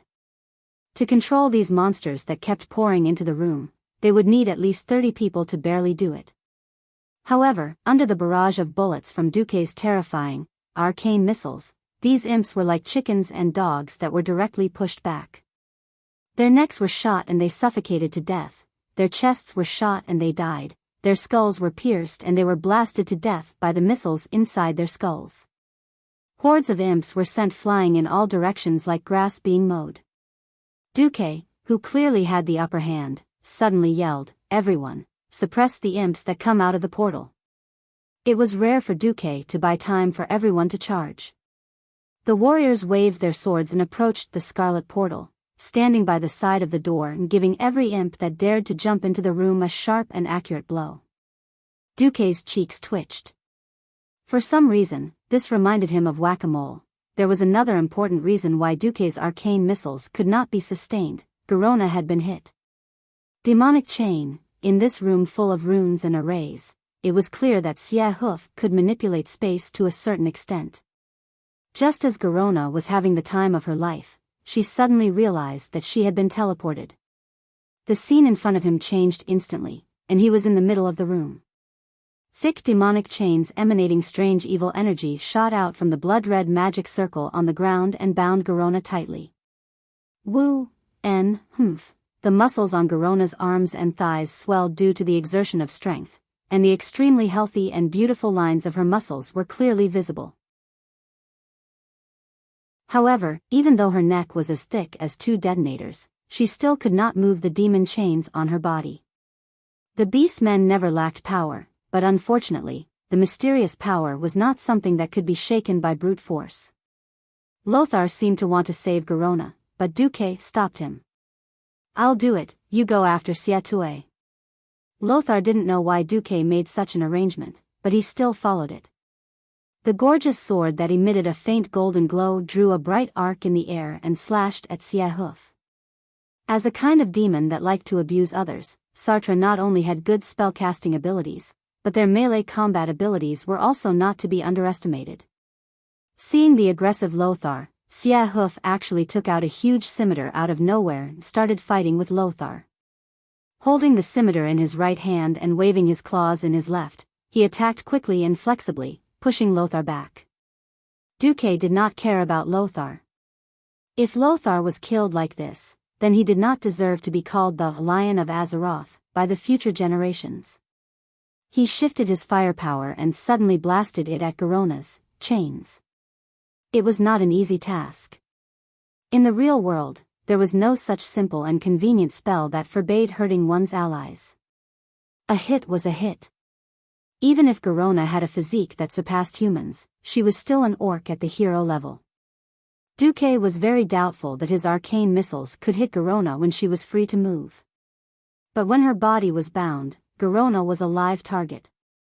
Seeing the overwhelming arcane missiles pouring down, Garona's face showed a frightened expression for the first time. Most orcs were simple-minded and ignorant. When faced with the unknown, it was easy for them to feel awe. Before the orc warlocks were born, they transferred their awe of the unknown and mystery to the shamans. Therefore, orc shamans often had a very high status. Similarly, although she was a mixed blood, Garona still inherited the awe of mystery. Seeing so many arcane missiles, Garona almost suspected that Duque was going to kill her. However, that was not the case. Duque was very clear about Garona's position in the long river of Azeroth's fate. Perhaps there would be such a day when Duque would really attack Garona, but definitely not now. Like a rainstorm, the arcane missiles accurately hit the scarlet demonic chains. Originally, Duque was still worried that his spells could not transcend levels and destroy the demonic chains made by the boss Evil Hoof. He did not know if Lothar's mysterious sword restrained Evil Hoof, or if Evil Hoof's spell itself had a flaw or some strange setting. Duque's attack worked. Under the bombardment of arcane missiles that were as dense as a storm, the thick bloody chains let out a series of tinkling noises before they shattered inch by inch in Garona's and Lothar's peripheral vision. Regaining her freedom, Garona let out an angry roar, and at the same time, she did not forget to cast a grateful look at Duque, and pounced on him again. As if surprised by the ferocity of Duque's firepower, Tristan Evil Hoof was caught off guard. As if they had practiced countless times, Lothar and Garona's cooperation was extremely tacit. Lothar attacked fiercely from the front, and his swordsmanship was wide open. In the face of every counterattack from Evil Hoof, Lothar's shield could just perfectly deflect most of Evil Hoof's power with a side attack, making Evil Hoof's fierce attacks useless. And taking advantage of Evil Hoof's flaws, he gave a fierce stab. Garona, on the other hand, focused on going around Evil Hoof's back to stab him. The attack of the half-orc female assassin made Evil Hoof's scalp tingle. His solid demonic skin and thick hair could not resist Garona's fierce consecutive slashes at all. In a moment, Evil Hoof's back was already a blur. Evil Hoof tried to retreat to avoid being attacked from the front and back, but Garona's swift kick almost made him stumble and fall to the ground. At this time, a little imp that was obviously bigger than the other little imps jumped out. Duque narrowed his eyes and focused on this big imp. Kirik. Evil Hoof's closest combat partner. As a capable helper of Evil Hoof, Kilrick was definitely not someone to be trifled with. Unfortunately, he had encountered Duke.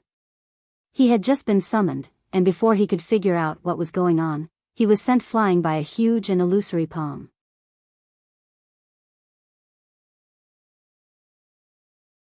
Chapter 107.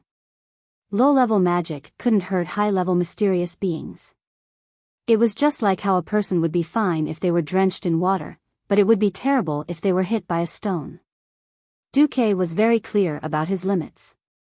He didn't know if Khadgar, who was a mage apprentice, had encountered Tristan Ilhoof in the game's history.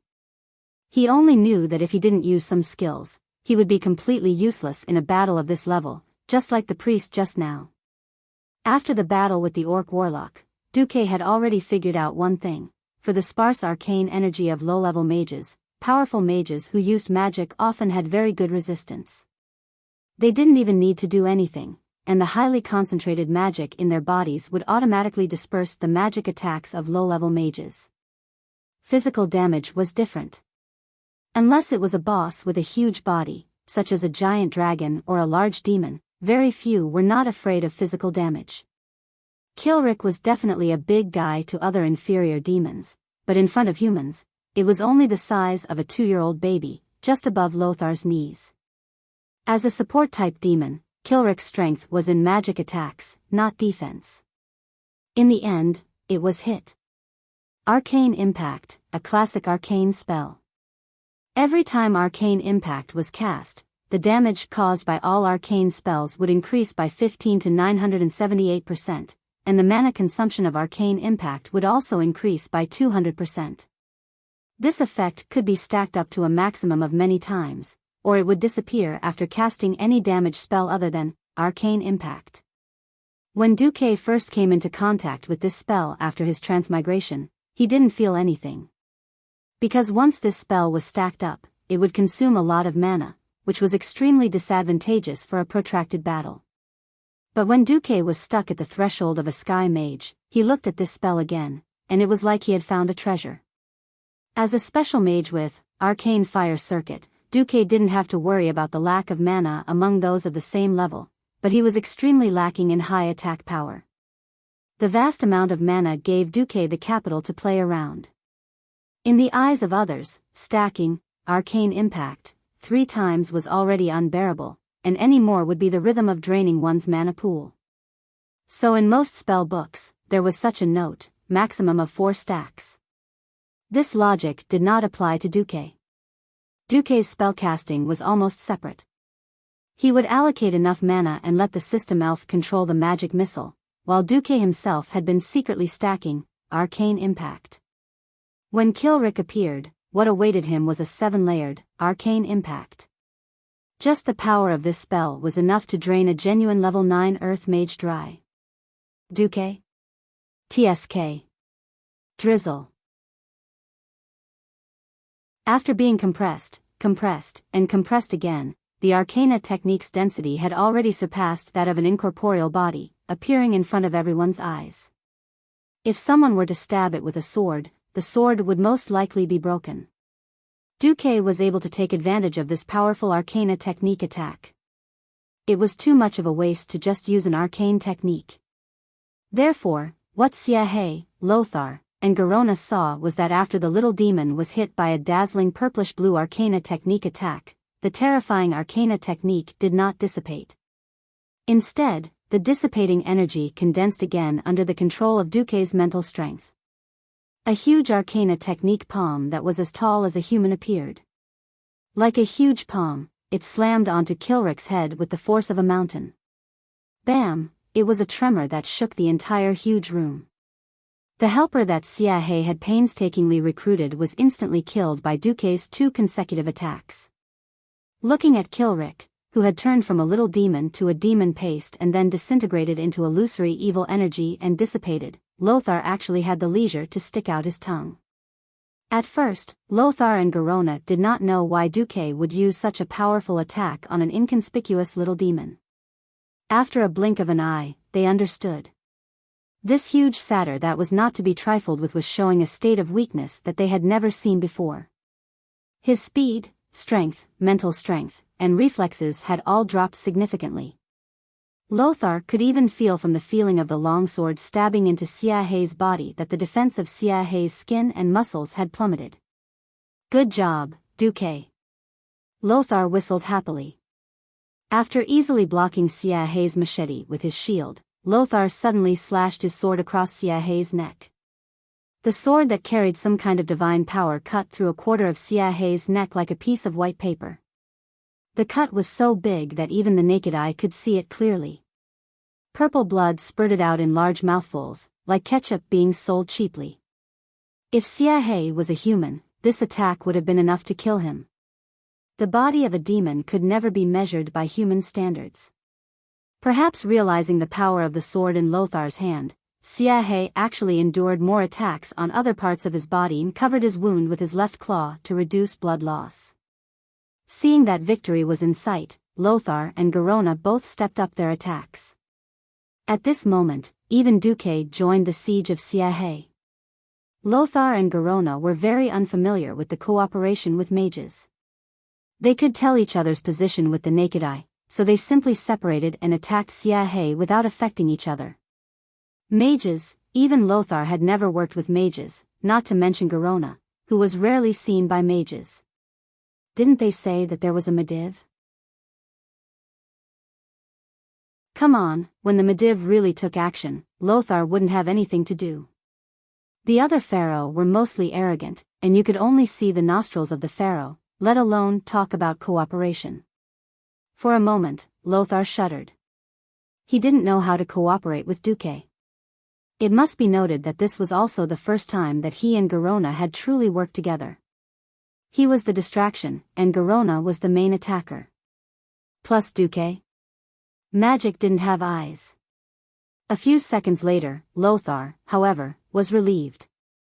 Duque was so impressive that he didn't look like a newbie who had been exposed to magic for less than a year. Not to mention earth mages, it was likely that most sky mages wouldn't be able to use magic at the same level as Duque. Lothar was the distraction from the front, and Garona was the backstab, but Duque couldn't keep up with Garona's wild movements. It could be said that there was almost no gap on the entire ground for Duque to attack. In Lothar's opinion, the only way to find him was to pass by him in a heartbeat. Unexpectedly, Duque played a bomb.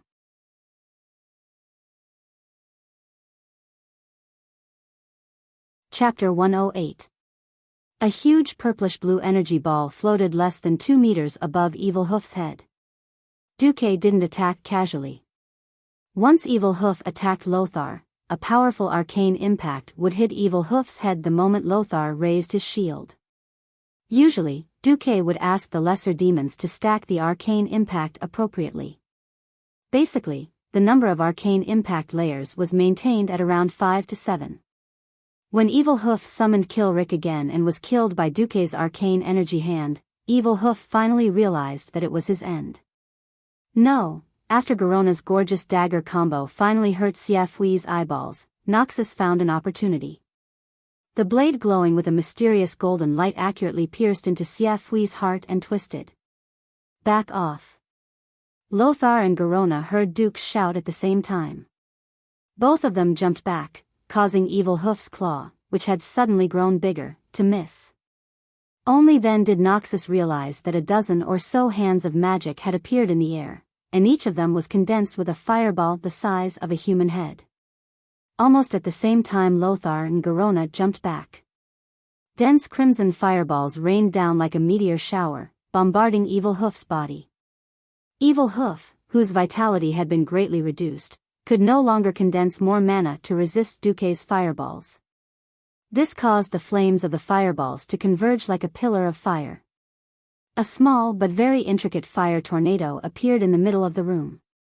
Not only was it burning and tearing Evil Hoof's body, but it was also so hot that the marble floor seemed to be melting.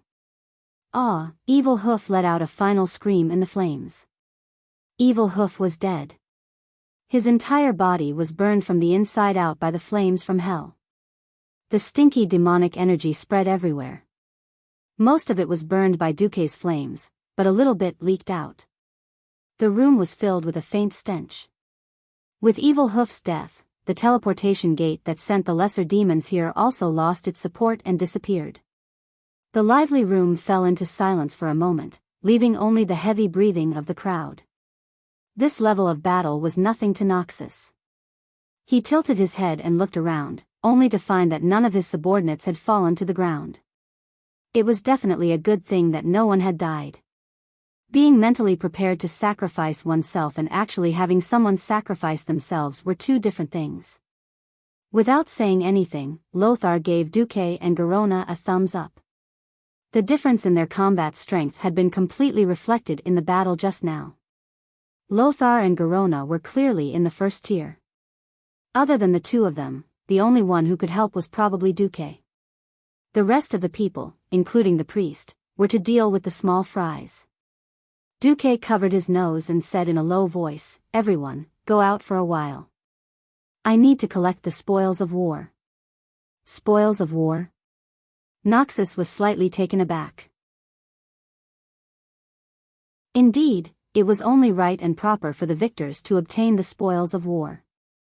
However, most of the things that could be obtained on the battlefield were swords and personal items, or the enemy's flag as one's own glory. There wouldn't be too many actual good things. Now that they had killed a mid-level satyr, Duque was actually saying that it was a spoil of war. Lothar was really a little curious. There had never been any demons near Stormwind City. If killing evil creatures like demons could not only bring glory but also benefits, it might be a highlight. For some reason, Lothar had a deep feeling that there would probably be more and more demons. The more he knew about demons, the easier it would be to deal with them in the future. On the other side, Duque began to give orders to the system elf. Scan the spoils of war for anything with strong magic energy. Yes, host. After a short few seconds, the system elf gave guidance.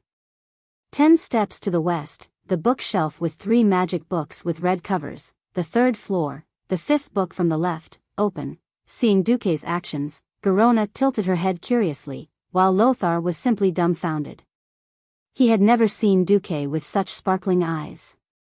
This guy was clearly rich, and if he claimed to be the 2nd richest person in Stormwind City, no one would dare to claim to be the 1st. However, it was precisely this existence that had an undisguised ecstasy on his face at this moment. He was like a miser who had found a gold mine. On one side, he was almost crazy, and at the same time, he was absolutely unwilling to share it with others.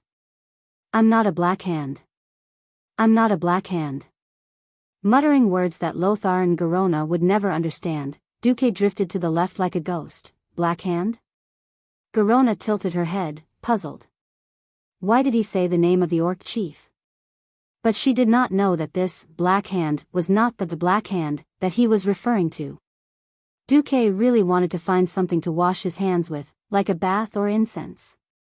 Although Duque didn't believe in metaphysics, as a former commander of World of Warcraft who had cleared the Molten Core instance dungeon in 1 week and made a warlock and a druid graduate with full equipment, Duque didn't believe that his hands were that lucky. Ugh, Lothar, can you do me a favor?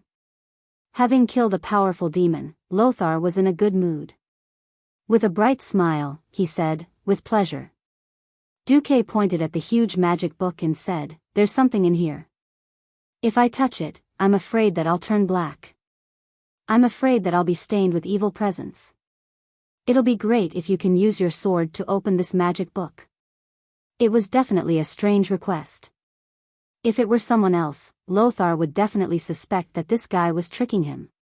But Duque. Lothar could clearly sense Duque's dilemma. With a smile, he gently pierced the bottom of the big book with his gorgeous longsword and flicked it up. The whole big book flew out just like that. The big book, which weighed at least 5 kilograms, fell to the ground with a loud crash. To his surprise, the unrestrained pages didn't open. The pages were all stuck together as if they were glued. Noxus frowned slightly. He subconsciously protected half of his body with a shield, and then the sharp blade pierced through the pages.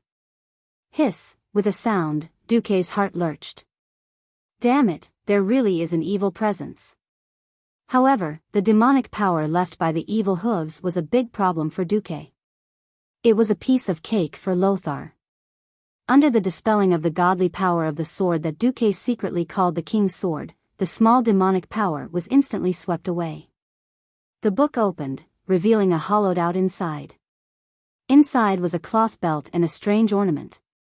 Duque couldn't help but feel delighted.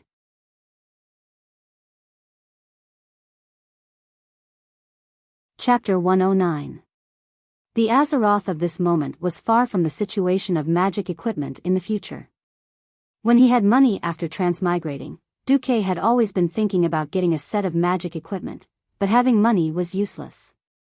He didn't know if the real world of Azeroth had inherited the principle of binding to pick up in the game. Duque couldn't find any good equipment even after asking people all over the world.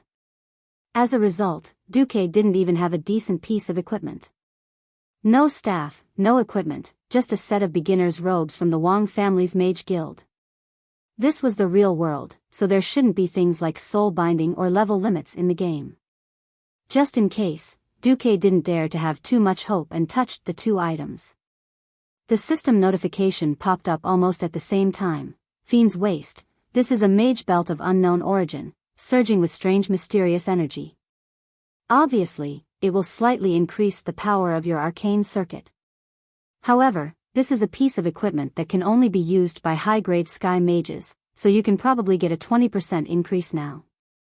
Accessory, Capacitor, this is a magic item that connects to an elemental world full of lightning. It will collect your arcane energy pulse, and only the most explosive pulse can activate it and make it work. After you have accumulated 3 powerful pulses, it will automatically open the door to the elemental world for you, releasing a bolt of lightning to attack your current target. Hiss. Duque still took a deep breath. It wasn't a shock, but a pleasant surprise. First, it was a piece of equipment that was definitely a mid to high level item in the game, but he could actually use it at such a low level. This made Duque completely change his mind about Karazhan. Originally, Duque didn't expect to use Karazhan's equipment. After all, he was too low level. And these bosses in Karazhan, in the original history, only appeared in the middle of the game. The second was the appearance of Capacitor. As a transmigrator, Duque immediately realized the value of this thing. The explosive pulse could be understood as critical damage. Generally speaking, it wasn't easy to stack critical hits. Duque was definitely a special case, because he had the ability to cast multiple spells that most mages did not have. More than 100 hands of magic launched attacks at the same time. Even the simplest arcane missile often had a critical hit on the damage assessment given by the system elves. It could be said that the Capacitor was a top-quality item for Duque. If Lothar was Aurelia, Duque would definitely hug him to see if they could have a little flirting. Unfortunately, bearded Uncle Lothar, forget it. Duque didn't hide his ecstasy, and Lothar also smiled. Good stuff. It didn't look like a demon, so it should be the relic of an unknown mage. I'm sure that mage would be very happy to be able to make good use of these things. Duque didn't act pretentious and immediately used what he needed. There was a small pin on the Capacitor, and Duque first pinned it to the Fiend girdle, before putting on the belt. Almost as soon as the belt was fastened, Duque felt the magic circuit in his body change. It was a very mysterious feeling. The original arcane fire circuit had already become a large, circular river. Now it felt like a new tributary had flowed into it. If magic power was described as water, then Duque's water volume had increased by at least 20%. This was a terrifying number. Duque couldn't help but exclaim in his heart, this equipment from Karazhan, even if it's not complete, is still a huge improvement for me. At this time, Garona also came up. Did you sense anything I can use? Duque looked a little embarrassed. Sorry, no. Evil Hoof is not an agile monster, I don't think there are many things suitable for you. I see. Garona shrugged. It wasn't a big deal. Half-beastmen were so simple and direct. She had contributed to the battle, and if there was something suitable, she definitely wanted a share. But if there was nothing suitable, she didn't mind. Garona wiped the blood on the dagger with Evil Hoof's unstained fur. Okay, how do we go now? Duque touched his chin and pondered. It was a good thing to encounter Evil Hoof as soon as he came in, because it proved that his raid team had bypassed a lot of bosses at the front gate of Karazhan. But as for what to do next, he would have to think carefully. However, Duque looked at Lothar. Lothar shrugged. Don't look at me, I did come here with Lang many times before, but we always walked in from the main entrance. We usually chatted near the opera house and watched the performances. We had never entered such a deep place before. Besides, I haven't been to the first half of Karazhan for almost 10 years. The last few times I came, I sat on the griffin and landed on the high platform. Then, Mediv opened a small portal for me, and I stepped into his study. Duque suddenly understood. He suddenly understood why there was an opera house when he played Karazhan in the game before. That was the opera house that Lang often visited Mediv with Lothar and a group of nobles when he was young. Mediv specially designed the opera house in the Mage Tower to welcome Lang. Of course, if this was the standard version of Karazhan, Duque would not get lost even with his eyes closed. But Karazhan with space disorder was a bit troublesome. Duque decided. Let's go out first. Generally speaking, going higher is the right thing to do. Okay. Lothar had no objections, and his men and Garona had no objections either. Just then, a powerful and evil will suddenly connected to the huge room.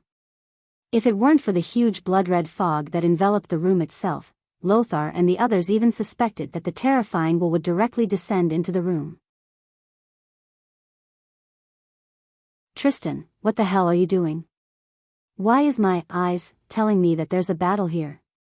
Even though the tone of the voice were completely different, Lothar immediately recognized that it was Medivh's voice. Of course, it was Sargeras who spoke. Oh no. We're going to be exposed. Even though they were very unwilling, Lothar and his men still put on a fighting stance and prepared for battle. But, before seeing Mediv, was there any use in preparing for battle? Just when everyone was sweating, Duque spoke. He pinched his throat, and the voice that came out of his mouth was Tristan's. Sorry, master, it's Gilric teaching a few disobedient bastards a lesson.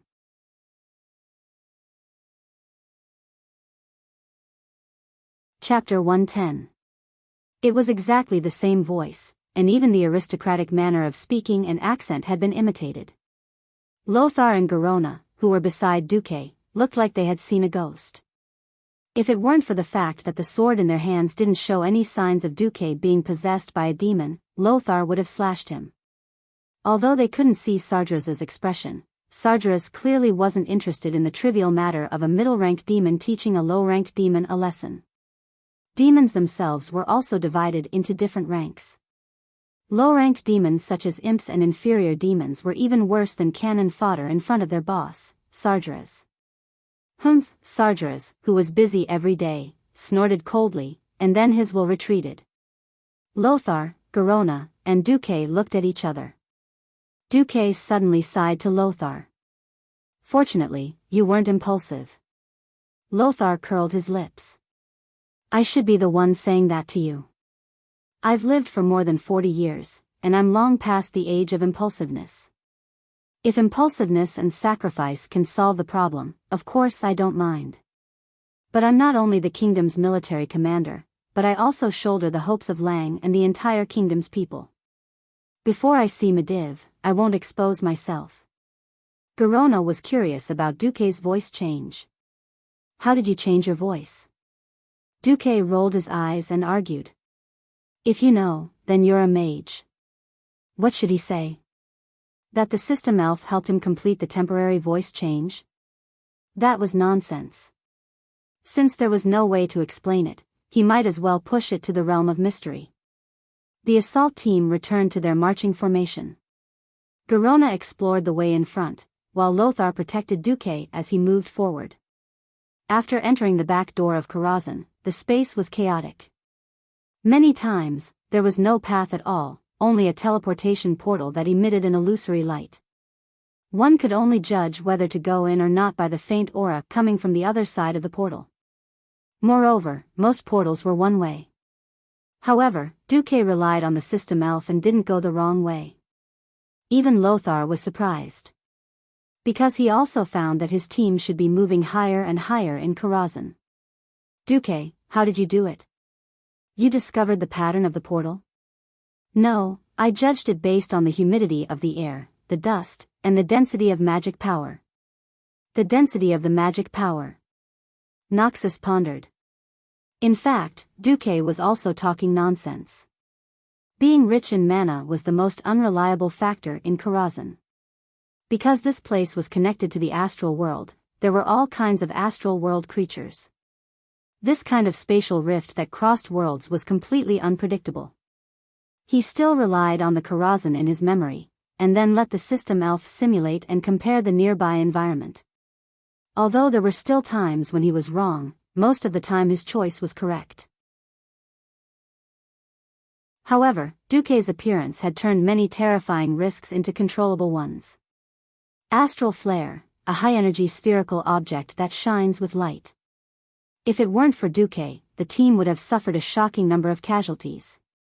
Because this thing would self-destruct. As a veteran player, Duque immediately associated this thing with the annoying monster in his memory. He turned an arcane impact into a palm and hit the incoming astral flare away. Seeing the astral flare explode violently, Noxus was tongue-tied. "Are you sure this thing won't alarm Medivh?" Duque tilted his head. "No, there's a huge astral rift here. Flare explosions happen every day. Here, even if you bring a few hundred people to a party, Medivh won't care." Another example was the ethereal thief. This monster was very unfriendly to melee professions. Although it had a human form wrapped in bandages, it was an unmistakable astral world creature in its bones. They could create a distorted space, temporarily taking away a person's strength and reducing their agility. After only staying in the spatial distortion for a dozen seconds, Noxus's face was already pale. When Duque used an instant pyroblast to teach the ethereal thief a lesson, Noxus's weak legs instantly regained their strength. After who knew how long, Duque and the others arrived outside a huge library. Duque frowned. He knew which boss was inside. "You stay outside. I'll talk to that person inside. If it doesn't work, I'll call you in. But it'd be best if Noxus and Garona come in. After all, other people will only be a burden." "You know who's inside?" Noxus raised an eyebrow. "I do. He's left a deep mark in the kingdom's history." Duke went in alone. He stayed inside for a full 10 minutes, but there was no sound of movement. 10 minutes later, Duque came out calmly. "Let's go." "We avoided a battle." Noxus asked tentatively, "Is there anything we need to know?" "Yes, we might have reinforcements." "You convinced the guy inside?" "Sort of." Along the way, Duque and the others arrived at a huge hall. There were many arcades and tall marble pillars on both sides of the hall. In the middle of the hall, on a high platform made of black and white tiles, there was a sudden flash of light. After the light disappeared, a group of figures appeared. Noxus couldn't stay calm at all. He saw his best friend and king, Lang. That Lang was so realistic that Noxus almost shouted out loud. Not only Noxus, but the elite soldiers behind Noxus also made a low commotion. However, whether it was Lang or the people around him, none of them moved. The same was true for the ferocious orcs opposite him. Of course, this was the Karazhan chess stage. Since there was already Evil Hoof and that person in front of them, Duque was not surprised at all by the appearance of Karazhan chess. "It seems that we're going to play a game of chess." Duque shrugged. He walked in front of a strange human-shaped statue. Suddenly, a voice came from the statue directly into the minds of Duque, Noxus, Garona, and all the soldiers. "You and your friend, are you ready to become a chess piece on the battlefield and join this battle?" Duque was slightly stunned. This seemed to be different from the Karazhan chess he knew. On the other side, Noxus had already raised his head and replied, "We're ready." The next moment, a white light emerged from everyone's body. In a completely conscious state, they suddenly found that their souls had been extracted and attached to the chess pieces on the black and white chessboard. The voice of the statue came again. "Fight, fight, the souls of the losers will be destroyed. And the winner will receive a reward." As the voice fell, everyone's expression suddenly changed. Not only because this was a battle of souls, but also because there were so many more chess pieces on the other side.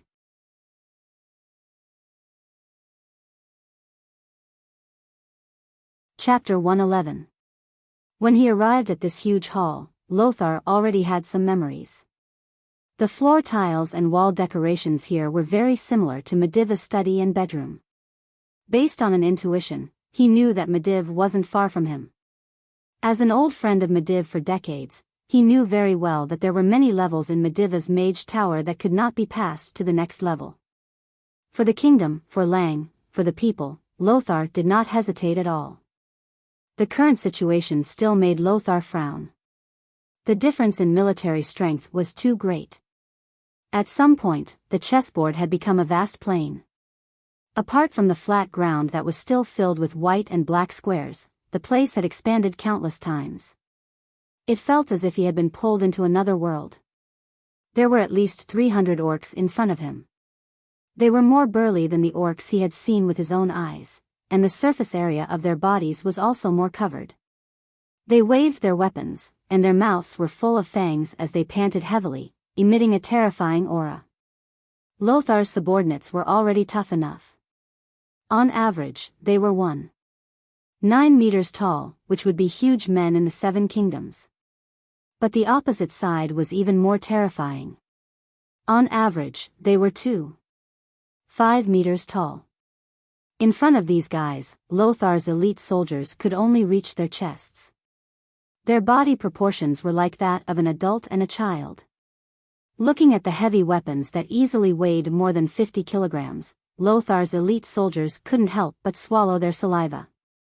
More importantly, Lothar saw more tooth ornaments on these orcs. He remembered Garona saying that only the bravest tribal warriors who had killed those recognized as powerful creatures alone were qualified to break off the fangs of those creatures and make them into ornaments to wear. Lothar saw a large number of huge fang ornaments that were longer than a human palm. How is this possible? Garona couldn't believe the scene in front of her. Black Hand, and his personal guards? Black Hand? You mean the strongest orc tribe, Great Chief Black Hand? Wait, you're Lothar? Garona's appearance hadn't changed. Before they set off, Lothar had given her a suit of fine steel armor that only the elite warriors of Stormwind City were allowed to wear. However, she had changed from infantry to cavalry. She had clearly become a horse on the chessboard. Lothar's subordinates all became chess pieces on the chessboard. His face was still his own, but his equipment was a little different. The feeling of the weapon was still the same. There were two people who changed the most. One was Lothar. Because he was wearing the golden armor of the Lang from the chessboard just now, the shining lion armor with golden threads, the symbol of the king's identity, the full golden helmet that looked like a lion's mouth, and the gold-edged white cloak behind him. Other than Lang's king's sword in his hand, this was exactly what King Lang would wear on the battlefield. This kind of rebellious attire made Lothar feel extremely uncomfortable. If Noxus was the only one who experienced such a change, he would probably die of shame. For some reason, Noxus felt much better with someone accompanying him. Duque. He was wearing a scarf made of a soft white feather collar. The scarf was connected to a long cloak that reached the ground. Dressed in a clean and dry mage robe, Duke, who had an ordinary appearance, now looked like a scholar. The most eye-catching thing was that Duque was holding something that belonged to Medivh in his right hand, the artifact that symbolized the glory of the Guardians, the staff Atish Guardian. Well, it seemed that Anduin had taken the role of Lang, and Duque had become Medivh. Duque glanced at his own attire and sighed softly. Sigh, Sir Lothar, don't mind this appearance. This is an illusion brought about by magic. It doesn't mean anything. The people here are all good soldiers loyal to you, to Stormwind, and to the world of Azeroth. No one will blame you for this. Let's focus on the next battle. At this time, an existence that made Garona's entire body and soul tremble appeared. It was an orc that didn't look tall compared to the other orcs. He was hunched and wore a loose black robe. There were a few bone spikes on his back that pointed to the sky. There were a few Draenei skulls stuck on the bone spikes. He had terrible fangs with many rotten teeth, and a pair of eyes that emitted an evil green light. Gul'dan. Garona said the name that was almost taboo to her with a trembling voice. Gul'dan is here too. Lothar raised his eyebrows and looked at the orc warlock who was dozens of steps away. Lothar had heard from Garona about the most noteworthy people among the orcs. Of course, he wouldn't forget Ghoul Dan, who was known as the most dangerous person. However, what was going on in front of him? It wasn't that the other party didn't want to fight, but that they seemed to be blocked by something. Wait a minute, this seems to be a death game with souls on the line. Of course, the other party isn't the real Blackhand Chief and the real Ghoul Dan. However, it's different from ordinary games. It seems that we can get reinforcements. Reinforcements? Lothar was stunned. Where do we get reinforcements from? Lothar wasn't the only one who was stunned. Duque was also stunned. The system actually prompted him, this is a death game with souls on the line. If you add more souls, you can have more reinforcements. This will undoubtedly increase your chances of winning. The current strength ratio is 11 to 89. Damn! This is clearly going against the wind. Isn't this forcing me to top up? Is this another stupid game where I don't have money to play? Are you kidding me? The next moment, Duque decisively slapped his own mouth. This was because he saw on the list that the system elf projected on his retina that he could use to top up. The muscles on Duque's face showed what it meant to be temperamental in just a few seconds. Actually there are reinforcements. It's just that they look a bit bad for the city. Don't mind them. As long as it's for victory, for Azeroth. Lothar was extremely magnanimous. Anyway, without you, we probably wouldn't have made it here. If you have any tricks, just use them. Just as Duque was about to summon those guys, a bright red and dazzling warning text on his retina made Duque's head hurt. Warning. Warning. The chess pieces that you've summoned are the monsters that you killed back then. They are powerful and inhumane. If you let them enter the battlefield, there's a 99% chance that they will rebel and join the enemy's camp. Damn, isn't this just throwing a rock at my penis? What's the solution? Duque almost cursed at the system elf. You just need to inject your integrity, humanity into them, and they will completely listen to your instructions in this battle. For a moment, Duque almost didn't want to top up. But he immediately felt gazes from all directions. Lothar's gaze, Garona's gaze, the elite soldier's gaze, and even the gazes of millions of humans. Duque gritted his teeth. For faith, top up.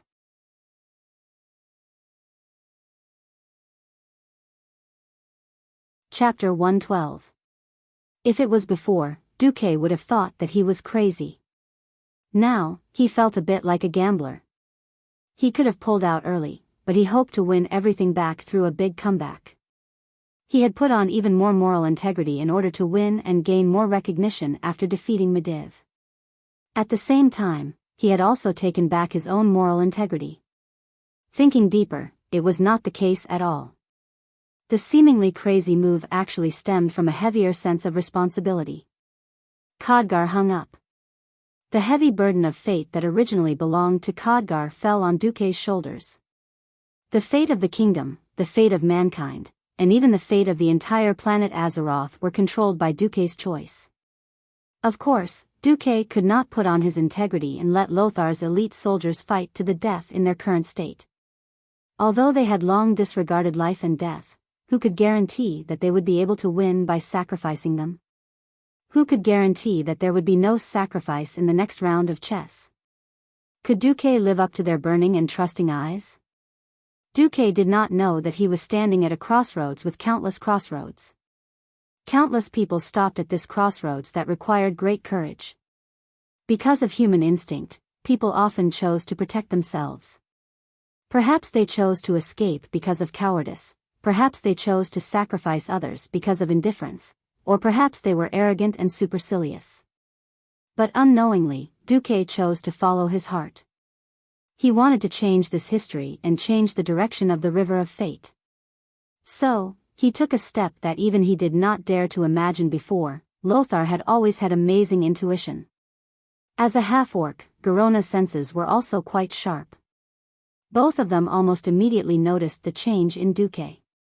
Before this, there had been a tragic atmosphere spreading among the team, and everyone was ready to sacrifice. But with the change in Duque's soul fluctuations, everyone suddenly found that they had many more companions around them. More than 1,000 funny-looking murlocs, they held extremely primitive weapons and roared at the orcs opposite them. More than 200 giant gnolls more than 2 meters tall. Among the hundreds of Nagas, there was a female Naga siren priest. This is...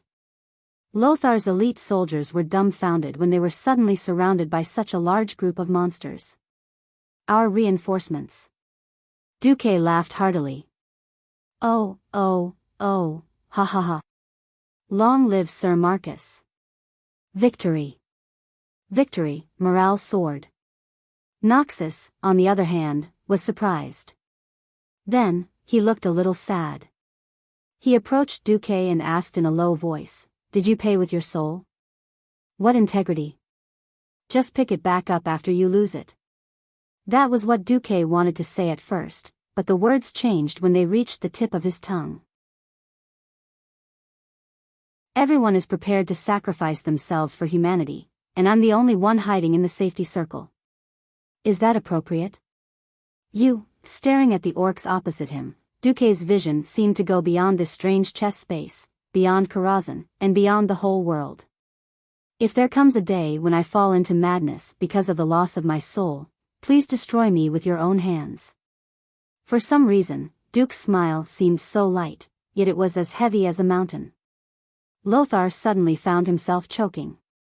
He patted Duque's shoulder with one hand. Okay. If there comes a day, I will do it myself. But if I am lucky enough to return to Stormwind, I will spend the rest of my life sculpting a huge statue for you that the whole country can see, in the King's Valley. This was a man's promise, this was a hero's promise. Duque suddenly found that he had completely gained the approval of this epic hero, Anduin Lothar. With a faint smile on his face, Duque turned his head. Let's take care of these guys first. The combat power of the two sides had changed because of Duque's soul charge. Duque used 5% of his moral integrity as the price in exchange for an increase in combat power. From the initial overwhelming disadvantage, the two sides' combat power was 45 to 55. And this was just a simple increase in numbers. Duque could not expect these guys he killed to perform well. Noel Hogg and his little brother, the gray-scaled Naga Siren Priest, a group of male Nagas, and more than 1,000 unreliable murlocs. Such a combination of land and sea was extremely unreliable. Not only Duque saw it, but Lothar also saw it. Duque, are these guys under your control? Yes. I plan to let the murlocs attack from the right side first, and then the gnolls from the left. Lothar was a man who knew his soldiers well. He immediately understood Duque's plan: drag the left and right, then break through in the middle and give the opponent a fatal blow. Good idea. Yes, this damn game of death ends with the death of the opponent's general. On the black and white tiles, the murlocs took their seemingly ridiculous steps and charged under the whips of the Nagas. The whole battlefield was filled with murlocs, and even they themselves might not understand the meaning of their cries. They formed a black mass and swept towards the orcs like a huge wave. On the surface, they seemed to have the momentum to drown the orc army in one breath. However, that was just what it looked like. The orcs standing at the front formed a green wall. The murlocs at the front handed out their rough spears to the orc army. If there was no accident, they would pierce the chest of the orc in front in 3 seconds. Unfortunately, there was no lack of accidents in the world. They crashed into a wall of death made of heavy weapons. It was as if they had really crashed into an invisible wall. The giant hammers and axes that came smashing down on their heads easily smashed their crude weapons and their laughable fish-shaped heads into smithereens. This terrible destructive power made the impact of the entire murloc stagnate. The murlocs at the front who saw this scene tried to retreat, and the murlocs at the back who did not know the reason continued to rush forward, squeezing the space of their companions. Ha ha ha. Bastard murlocs. Die! Die! The berserk great chieftain's forbidden guards opened their mouths, which were filled with bloody veins and fangs. They let out earth-shattering roars as they attacked while chopping melons and vegetables. Often, each swing could smash multiple murlocs into meat paste or split them into several pieces. The murlocs were obviously stunned by the wild attack of the other party. Chaos spread rapidly, hundreds of murlocs collided in the center of the battlefield, and for a moment it was a pot of porridge. If it was not for the scolding of the Nagas behind, maybe the murlocs would have collapsed.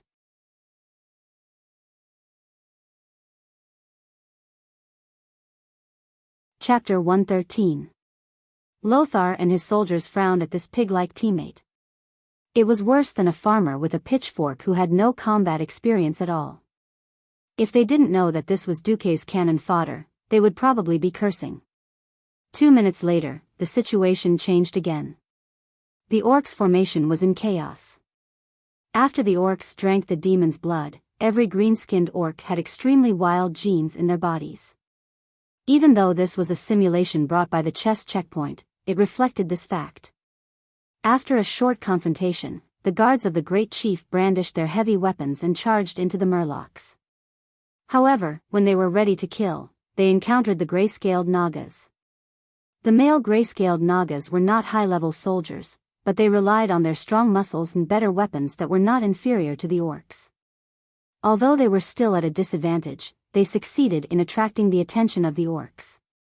At this time, under Duque's mind control, Hogg, who had died tragically in Duque's hands, led his underlings to attack from the left. Duque suddenly felt an inexplicable sense of joy. Because of the addition of the demon's power, Hogg and his underlings, who had almost taught Duque how to be a human, all grew bigger and became so burly. Now, when the system prompted that Hogg's soul could be inserted, Duque was a little worried. He didn't know if this was a trash version of the Knoll without the demon's power. One had to know that the original Knoll was less than a meter tall. This kind of body size was really worse than whack-a-mole against the orcs. Fortunately, Duque had an enhanced version of Hogg, and the soul he had invested was also an enhanced version. These Knolls, who were more burly than the murlocs, relied on their superior agility to successfully entangle more than 100 of the great chief's guards. Even though Blackhand's direct subordinates were stronger, they couldn't gain the upper hand for a while. Lothar and Duque looked at each other. As the saying goes, great minds think alike. They knew that the opportunity had come. For glory. Charge! Lothar waved the king's sword and charged. Male lions rarely participated in hunting. Most of the time, the task of hunting for the lions fell to the lionesses. Very few people knew that when a lion that was lazy all day attacked, its aura was so terrifying. Lothar's charge wasn't fast. He was like an arrow that had just left the bow. However, Lothar's charge gave off an unstoppable feeling that the mountains were collapsing and the earth was cracking. The heavy and firm footsteps were sonorous and forceful. His naturally wavy hair was like a lion's mane in the strong wind, giving people an explosive sense of beauty. It was getting closer and closer. Noxus could clearly see every single strand of hair on the face of the Orc Imperial Guard. He was panting heavily, and every single tooth on his mouth was so unconventional. He even vaguely felt that he could smell the foul breath of the orcs' mouths. Ha! Lothar leaped forward like a lion pouncing on its prey. He raised his shield and charged into the middle of the Orc Royal Guards. At that moment, in the eyes of the elite soldiers who were charging with Lothar, their beloved Sir Lothar seemed to be the incarnation of the god of war and the symbol of invincibility. Following Lothar's back and looking at the cloak embroidered with the emblem of Stormwind on Lothar's back, they felt like they were fighting with the god of victory. A surge of hot blood surged into their hearts, causing every corner of the warriors' bodies to boil. In the blink of an eye, Lothar had already killed 3 Orc Royal Guards. Their extremely swift counterattack in the eyes of outsiders was as laughable as clowns in slow motion in Lothar's eyes. Thrusting the sword, drawing the sword, and the fatal attack were completed in the time it took for a spark to fly off a flint. The weaker warriors couldn't even see how Lothar cut the orc's throat with the blade of his long sword. If Lothar's attack was still traceable, Garona's attack was even more strange and swift. No one could see how Garona attacked. The appearance of this female half-orc, who was petite compared to the orcs, was bound to be accompanied by the scene of several orcs covering their vitals and falling to the ground with blood gushing out of their fingers. The combination of Lothar and Garona was the most dazzling flag in the eyes of the warriors of Stormwind. No, there was another dazzling flag, Duque.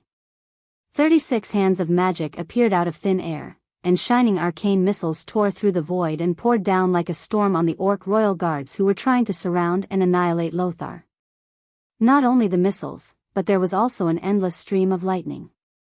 The frequency of the lightning was so high that it almost made people forget whether Duque was using arcane missiles or thunderbolt.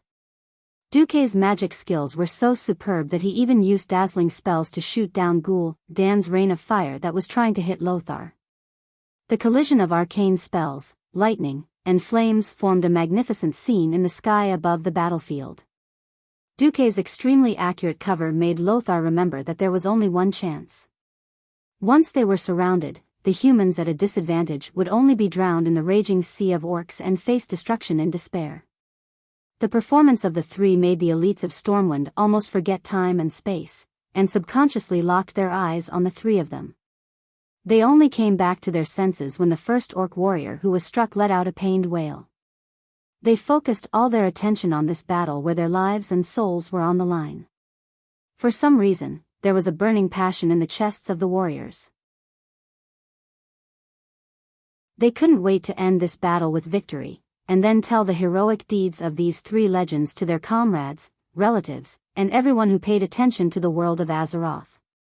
Lothar pulled out his long sword, and the last orc royal guard in front of him let out an angry and desperate scream. When the burly body that was like a wall collapsed, there was no longer any barrier between Lothar and the great chief's black hand. The battlefield instantly fell silent. Another tall and burly orc with reddish-brown skin with explosive muscles appeared. He raised his huge war hammer high and waved it at Garona. King against king. General against general. Traitor Garona, your opponent is me, Orgrim Doomhammer. Beside him, Dan leaned on the infamous skull staff and pointed at Duque from afar. Kid, your opponent is me, Dan. Duque's pupils suddenly shrank, and the breath in his chest seemed to carry a certain excitement. He didn't know what the situation in this chest space would be like. He only knew that in this group of people, only he could fight against Dan. Come.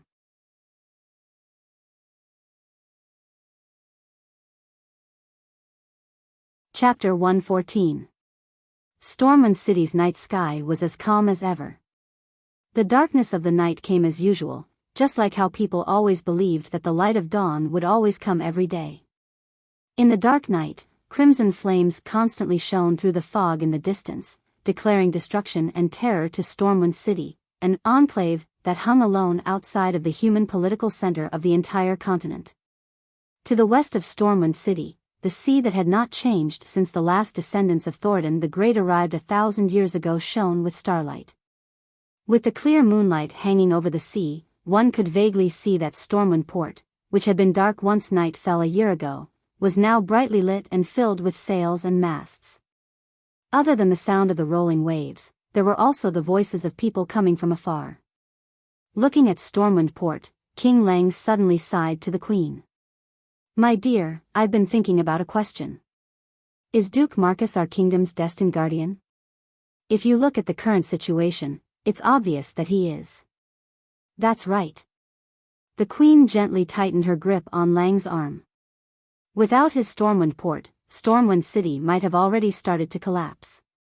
Before the orcs came, everyone thought that the new Stormwind Port that Duque built was just a useful supplement to Stormwind City's revenue. As the war progressed, everyone realized that Stormwind Port and Duque's fleet actually controlled the kingdom's fate, becoming its pulse. Stormwind City was located in the south of the continent. With all the roads to the north blocked by the orcs, the sea became Stormwind City's only lifeline to the outside world. In this era, entering the port at night was extremely dangerous. But in order to transport the military supplies that Stormwind City lacked, the old captains of Stormwind City and the maritime kingdom of Kul Tiras not only transported during the day, but also to save space in the port and increase the transport capacity. They even chose to enter the port at dusk, unload the goods overnight, and leave at midnight. With the efforts of a group of captains and sailors, all kinds of supplies were continuously transported from the other human kingdoms and the dwarves' iron furnace castle. Women and children who needed to be evacuated were transported ahead of time, all the way north across the sea to South Shore. Since the 7 human kingdoms had yet to come up with a unified opinion on the orcs' invasion, the aid given to Stormwind City at this stage could basically be regarded as civilian assistance. Most of the nobles in the north scoffed at what Lang's messenger said about the orcs' large-scale invasion and how great the harm would be. What's the big deal about orcs? We've been killing the trolls here for thousands of years, but we still haven't killed them all. This was the opinion of most of the nobles. They expressed the most malicious suspicions and speculations regarding the fall of half of Storm City. The only fortunate thing was that the Alterac Kingdom agreed to lend South Shore to settle the refugees from Stormwind. As for the other 6 kingdoms, they allowed Lang's proposal to purchase supplies, allowing the people of Stormwind City to purchase all kinds of military supplies and fiercely cracking down on the illegal merchants who inflated prices. At the same time, Lang was allowed to send people to recruit volunteers and mercenaries from the 6 kingdoms. However, this was not enough. Only Lang, who was facing the orc rampage head-on, knew that this would require the 7 kingdoms to declare an all-out war at the same time, gathering the 7 kingdoms, as well as the dwarves and the elves as allies, before it would be enough. As soon as he thought of this, Lang felt a wave of suffocation in his heart. So far, everything that Duke had offered, every idea that he had offered, had been good. For example, a new type of blockhouse. That was something that Duque left behind, a fellow called Makarov, was in charge of. It had a strange name, cement. As for how this thing was made, Makarov was tight-lipped. Even Makarov himself said that it was only a half-finished product. The effect was obvious. The newly designed hexagonal blockhouse was very good at delaying the orcs' offensive. This blockhouse was about 3 stories high, made from this cement, mixed with stones and sand, and in a short 2 to 3 days, it became extremely sturdy. Under the command of an unknown member of the Mason Brotherhood, Edwin Van Cleef, Duque's personally appointed name, in the outskirts of Gold's Hire, one of the barriers of Stormwind City, no less than 500 of these blockhouses were built in just a few days. Even the largest orc catapults could not easily destroy this kind of blockhouse. The narrow shooting holes made it so that the orcs could not even reach in. A large number of Duque's trained javelin throwers hid in these blockhouses, and from various shooting holes, they gave the orcs a heavy counterattack. When the orcs used the cruelest and most brutal way to destroy the blockhouse, the harpooneers could use the tunnel that they had dug beforehand to drill into the next blockhouse through a tunnel that was so narrow that only humans could pass through, and continue to kill the orcs. There were even stories of some outstanding javelin throwers achieving great feats that even the bravest of Stormwind City warriors couldn't do. That guy killed 36 strong orc warriors by himself, and left a mark on the orc's forehead with a javelin mark, which became the best proof of this feat. What made Lang not know whether to laugh or cry was that Stormwind had an additional army, the Murlocs. These abominable monsters that once caused incomparable headaches for the residents of the Elven Forest had now become the guardians of the people of Stormwind. The Murlocs let out inexplicable, cackling sounds, and occupied almost every river in the Elven Forest that was more than 5 meters wide. Any orc who dared to go to the river to get water would be baptized by the Murlocs' crude javelins. Everything that Duque did had greatly helped the whole of Stormwind. Recalling the changes that Duque had made to the kingdom, Lang was deeply moved. I wonder how his and Anduin's raid is going. I hope they can come back safely. It's okay. If they were killed, I think Sardras would be the first to come and show off. The queen comforted Lang gently. Lang suddenly smiled bitterly. Nearly 1,000 years ago, my ancestors came to Stormwind City, cut their way through brambles, and started a magnificent era for the people.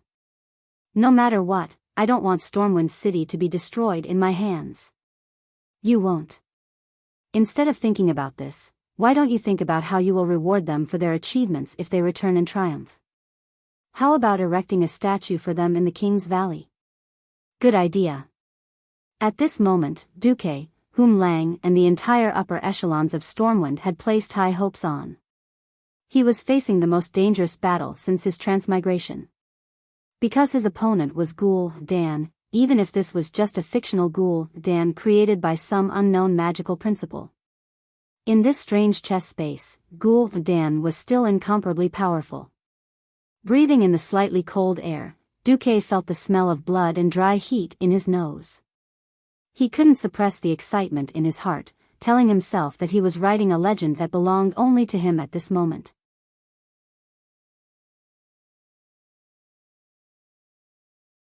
Chapter 115. Duque raised his head and glanced upwards. In this chess space, time and space had already disappeared. Through the battlefield that was filled with swords and blades, there was only an endless black and white grid in the distance, while the sky was empty. The only thing he could pay attention to was his opponent. On the other side, Lothar was fighting Black Hand to the death. It was not an easy task. The orcs could afford to drag it out, but the humans couldn't. Once the Murlocs and Gnolls retreated, it would be the end of the humans. Anduin had no choice but to attack. That was definitely good news for the orc chief who preferred to fight head-on. The huge hammer was heavy and swift. Blackhand's arm strength was beyond human imagination, and the violent wind pressure that seemed to cause a small mountain to collapse every time he swung the hammer made Lothar feel suffocated. However, Blackhand's movements were so fast that every swing of his hammer seemed like an illusion. Lothar was caught off guard, and was forced to clash with the hammer and sword. Lothar was almost killed instantly. A long sword was a light weapon, and compared to a heavy weapon like a hammer, it was not very durable. Besides, Blackhand's sledgehammer was specialized. It weighed more than 300 kilograms. Almost at the instant of the clash, Lothar was already cursing himself in his heart. Why did he have to fight with this monster whose strength was comparable to that of the legendary giants? This was because this hammer strike had almost broken his king's sword. Although the long sword in Lothar's hand was a light weapon, it had actually inherited the will of Thoradin the Great, and was filled with the desire for freedom and survival of countless ancestors. The king's sword had already surpassed the epic level, and was close to the level of an artifact.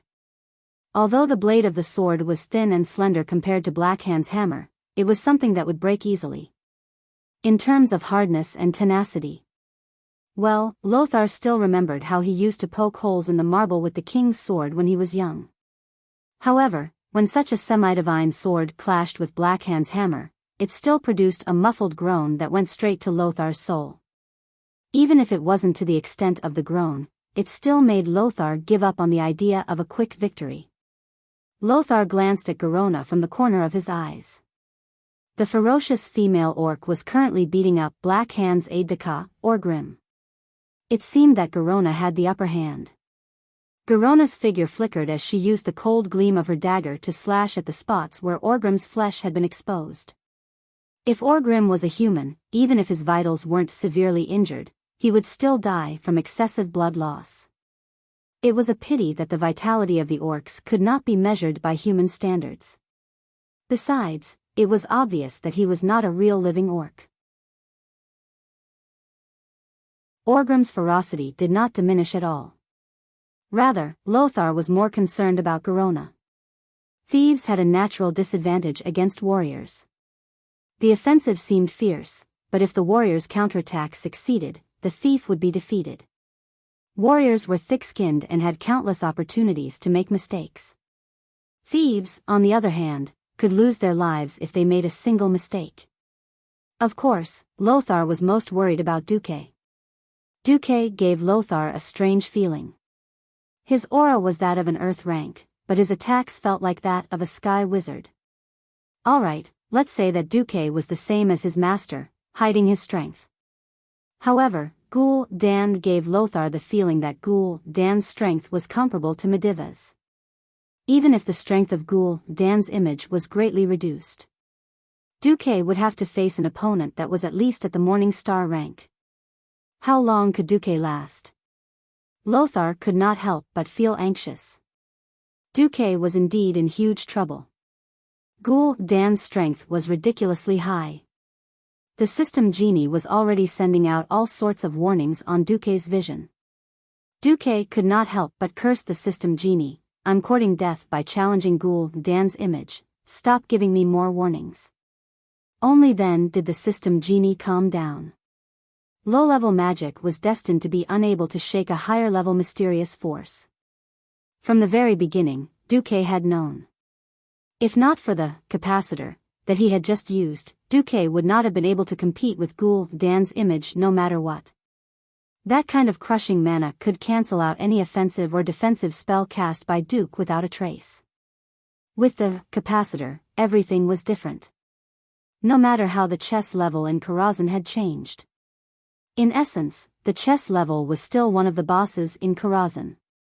If this real world also had things like item levels, then the difficulty of the capacitor level would be similar to the chess level, or even the same.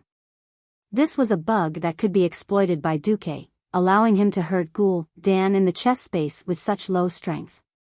It was still that gorgeous and blinding barrage of arcane missiles. The swooshing sounds of the arcane bullets tearing through the air had been echoing in everybody's ears since the very beginning. The arcane missiles that were blocked by Ghoul Dan's mage shield were not the main point. The main point was the lightning effect that was triggered after the arcane missiles hit. Capacitor was an accessory that had no limit on the frequency of activation. For Duque at the moment, it was no less than a true divine artifact. All the bystanders could hear was the incessant crackling of the electric current. At first, there was only one mage hand around Duque with electricity, but later, the frequency of the lightning was too high. Everyone could only see that the entire space around Duque was filled with blinding electricity. Countless bolts of lightning shot out from Duke's vicinity, pouring towards Ghoul Dan's direction. The wriggling electric snakes let out ferocious roars and swept across the floor tiles wantonly. They even left terrifying black electric marks on the white spaces of the floor tiles. Impossible! Ghoul Dan roared angrily. He kept releasing destructive flames at Duque. Every single ball of flame, regardless of whether it was quality or quantity, Ghoul Dan had the advantage. However, every single ball of flame was destroyed by the countless lightning arrows in the air. Ghoul Dan's mirror image could not understand. Why was this happening? How could a low-rank sorcerer who could only cast weak arcane missiles be able to cast such a large number of lightning attacks that could hurt him when he was in such a weak state? He began to doubt himself. Was the human his opponent, or was it the strange accessory on his waist that was his opponent? How could this kind of brainless accessory that put the cart before the horse actually threaten him? If Ghoul Dan had real self-awareness, he would probably go crazy. You're tuning into the Biyao's Wuxia Chronicles YouTube channel. Don't forget to subscribe and join us on this journey to catch the most captivating stories.